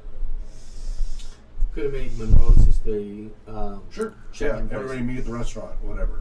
Yeah. At such and such a time, and set a time that is good for the storyline. What time is tea? 4, 2, what? I forget. What is British tea time? I think it's 2, isn't it? Well, tea for 2 and 2 3 for to tea. 5. Oh. So 3 to 5 is a proper tea time in Britain. Okay. So if we get there at 1 or 2 and say let's all meet for tea at such and such at 3, however you want, however much time you want this to progress. Oh, I'm Does that so make sorry. sense? That combat's supposed to last 10 minutes. Yeah, well, that's not very long, really. Well, yeah, in real life, 10 minutes of yes. fighting is... If you can think of an even better method, or in the story for keeping everybody together, great, go for it. And by 10 minutes, I don't mean 10 minutes of play time. 10 minutes In the story. of the story Yeah. was the combat. Do explain. So again, we don't want to bog down on rules, but I would highly recommend explaining story points before play starts. Story points are a different thing that not all You systems didn't have. like how you used it when, you really want to do this, then I explained the story points? Yeah, so up front, say you're going to learn rules as we go. You tell me Right. what you want to do, and I'll tell you how to do it. But one rule you want to know about in advance, if you are trying to do something over and over, or you want to really make sure you have success, or want to help each other, you can spend a story point to do that. Now, I would just emphasize that part, and also mention the helping each other. Right? Those are concepts that they may not ever bring up on their own, that it's plant that seed, and it only takes 15 to 30 seconds to cover that. Don't go into the full all the variants, just give them that quick little upfront about the story point mechanism can help each other and help them be more successful. And you may even be able to tie that in with the first time that they try to do a roll. Well, but see that you're waiting for them to fail or something like that before you bring it up to them, and Right. it doesn't Which is what I encourage did. them to help each other automatically right off the bat. So that's why I'm just saying, plant the seed of helping each other with story point. The main thing I'm trying to put in is the help part. Right. But you got to mention the part about story points to then mention the health part. Well, I was I also mentioned that you get more story points for heroic action, and you lose story points for. I think the rest, most of them play video games and everything else, they're already going to have the basics of a role-playing game. Mm-hmm. They just need to know that story points part. Yep, I will make sure story points up front. Yeah. I think just, and specifically mention you can help others with spending story points on them. We want that cooperative aspect. I like being awesome. I am definitely worried about how open-ended this adventure starts for at-risk population. I'm very concerned about that, so I hope we can. I hope for well, this is the other one that you recommended. Night of the Comet is good. It takes a lot longer, but we're planning on blowing this over multiple sessions, so that shouldn't be bad. That's fine, but you need to get the basics down first. So again, if we implement these tweaks, I think we'll be okay. Okay. As is, it was way too open-ended for this kind of population. We need some additional guidance and more direct hand-holding, and I think we brought that up. How to prevent a situation where a character like me is wandering around doing nothing and would quickly get bored, especially with ADHD and such. Again, you did a very good job alternating turns. The leaving them out in action thing, you're going to get kids who that is what happens to them all the time in this population. These kids are often sitting there watching everybody else play recess. Everybody else doing the activities, and they're sitting there in the bleachers not participating. And every time you come around to them, they go, no, I'm fine. No, I'm fine. So you're going to have to watch out for that, because you are going to get a lot of these kids, and there's going to be one in every group, and there can be more than one, which makes it extra interesting. Right.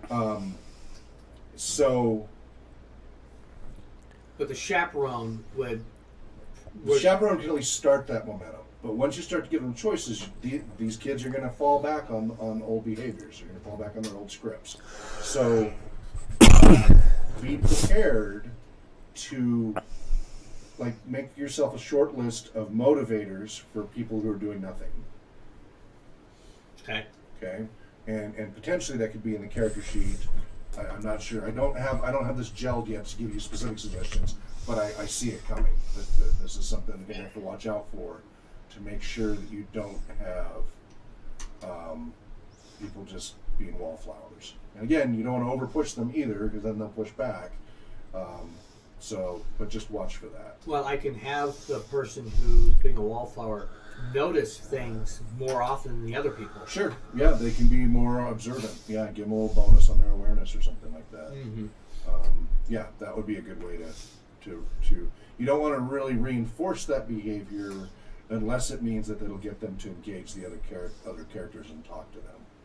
So you might want to say, you're starting to notice some things in your character, is that, you gotta be really careful how you phrase this, because if you say, well, does your character want to tell them, they're like, no, I don't tell them. Right?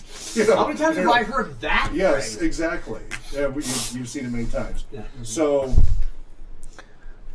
and I'm too tired. I have not had enough sleep. I'm on 3 hours, so I've got this gel of an idea. I can't give you specifics. I'm too tired right now. Okay. It's on the tip of my brain, and I'm too tired.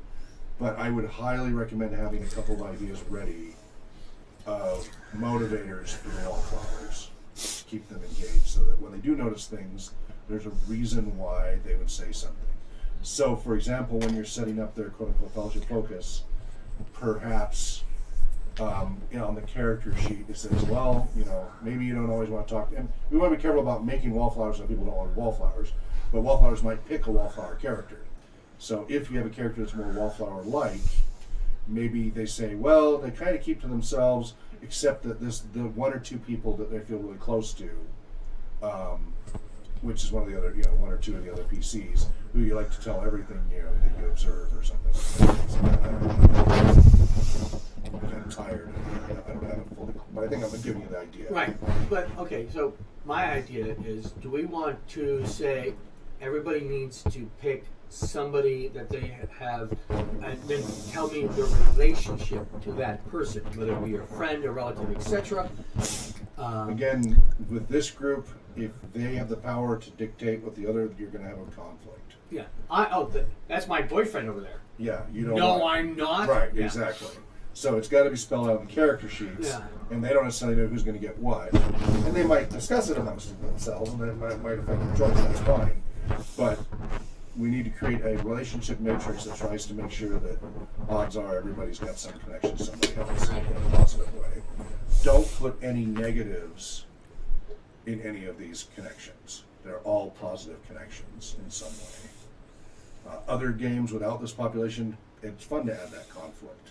Right. With the LARP and stuff, which none of you guys have done yet, have you? We gotta do that one of these days.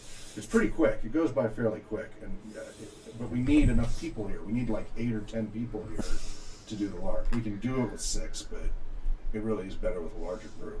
And we just haven't had the numbers of the attendance. It has to be Or enough physically people here. disassociated that we can fill in the blanks. Well, it has to be, and they have to be physically here. And Yeah, we actually would have to do it downstairs. We couldn't do it up here. We have to do it in the rec area downstairs because we need space to walk around and stuff. But I gotta put you Isn't guys. from Brazil coming up? He is coming up 23rd. He's coming up next week. He will be staying at my house, which I've got to scramble and get cleaned up. My boys have left messes everywhere. Yeah, he'll be here for about 5. He's gonna be here for about 5 days, and he's going to be trying to meet with Emily, Professor Messina at EW, about the TR program. Cool. Okay. Don't know these books well enough that which ones have NPCs in them, or They have character sheets in them already. No, I've never run this, so I don't. Okay, so I'm going to take some time before I leave to grab some. Great. Because I found it was easier to make characters when I had some templates to write off. Oh yeah, heck yeah. Did you make a roster? Eventually. Yeah, yeah, I noticed. Because you kept having to ask PC names and things like that. So, tut. Everybody, make rosters, please. I'm going to keep hammering on that. It really makes a difference. When the roster is there, the game is faster. It is clear the GM is tracking better. When the roster isn't there, it is clear that the GM is not tracking as well, and you're not at your best. So, roster. What, besides names, I guess I go name... For Doctor Who. No, name of character, name of player. Yes. Then... and I've been working on some printable templates. You should do it in seed order. Well, yeah, I'll do it in seed order. Yeah. But also, the next line probably should be, so that I can remember what each thing is, what's the word you get when you... Character name, player name, profession, or I don't know, what do they call it? It's not Major. A profession. Major? Yeah, it's your major. A drama major, theater major. Yeah, that's Then your Kinesiology major. You're a general studies with on an Aikido scholarship. Yeah, you can always put archetype. You just put character archetype. Archetype, yeah. Character archetype. Archetypal professor is an archetypal bus driver, is an archetypal Aikido student, whatever. And then probably relationship. Right. That would be good to have. And then any special abilities after that. Okay, so seat. And you don't need to worry about attributes and skills because you're going to have them look at every time anyway. Character. And then you're going to have a section for... No, relationship archetype. Yep. And then you're going to have a section for, then special abilities. And then you're going to have a section, special abilities or knowledge. Because, right, you might want to say, oh, by the way, your character might know this. Roll. And then you're going to have a section for them earning story points and stuff like that. Oh, initiative. You might need your initiative tracker as they change from talking to combat to etc. But for awarding story points and such, right? Isn't there a process for awarding story points? The process is as we play. Oh, it's as they play. There's nothing at the end for certain successes. Right. It's all just as you play. Yeah, I didn't see anything like you don't have an end of session. Oh, now you're done. Here's some extra story points.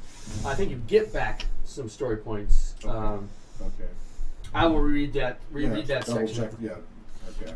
Some systems that use story point type rules give you a little bit of bonus ones at the end for succeeding in certain areas. They'll say if they succeeded at this, give it this bonus. If they succeeded so double check that. And then a notes section, just notes that you're going to need to take. You know, which NPCs they've met, etc. As you go, you're going to need those notes, especially once it starts to become a campaign. Right. Just a short session. Okay. All right. We're way over, but anything else? Danielle, you want to hurry and cover your thing quickly, please? Yes. Okay. So I was listening to Business Wars. It was Marvel versus DC, and something I thought was very interesting is that right as they took out adult comics,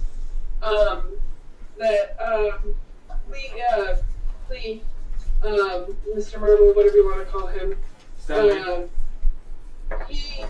there we go.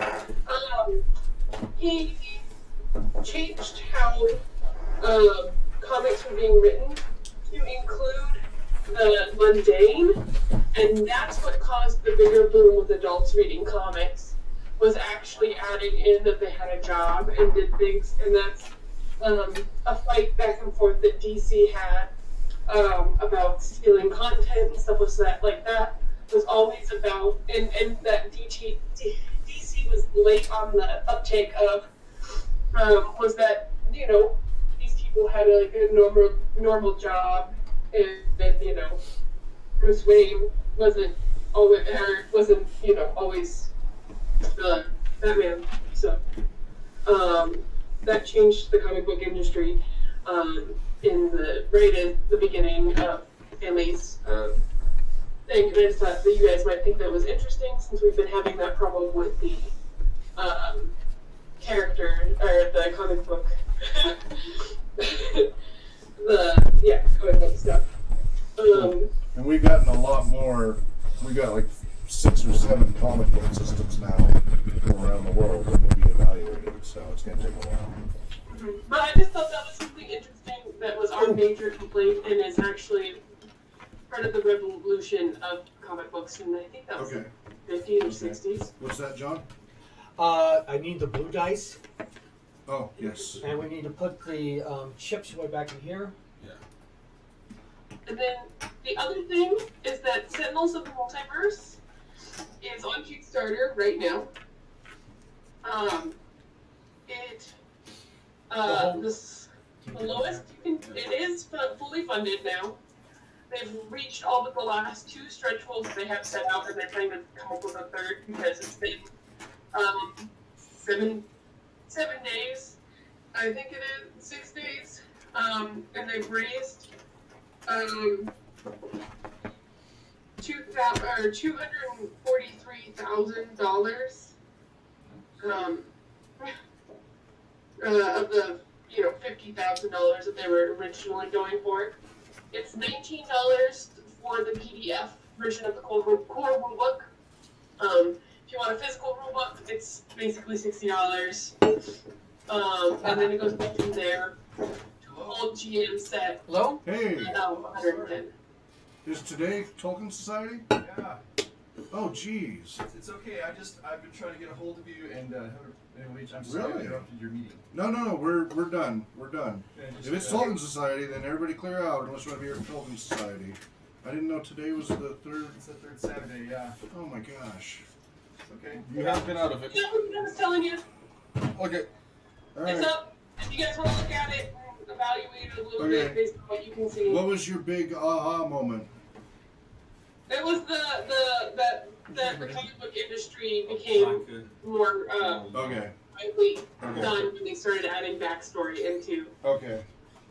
All right. comic books. That was pretty cool. You guys are welcome to be here for Tolkien Society, but unless, so. I'm stealing all the Doctor Who. Okay, well, these are all the 12th Doctor. Okay. A lot of those are no longer in print. Some are, some aren't. Well, since the rules haven't changed, any character things I can steal out of them will be. Yeah, all right. spilling out a little. Don't hurt yourself.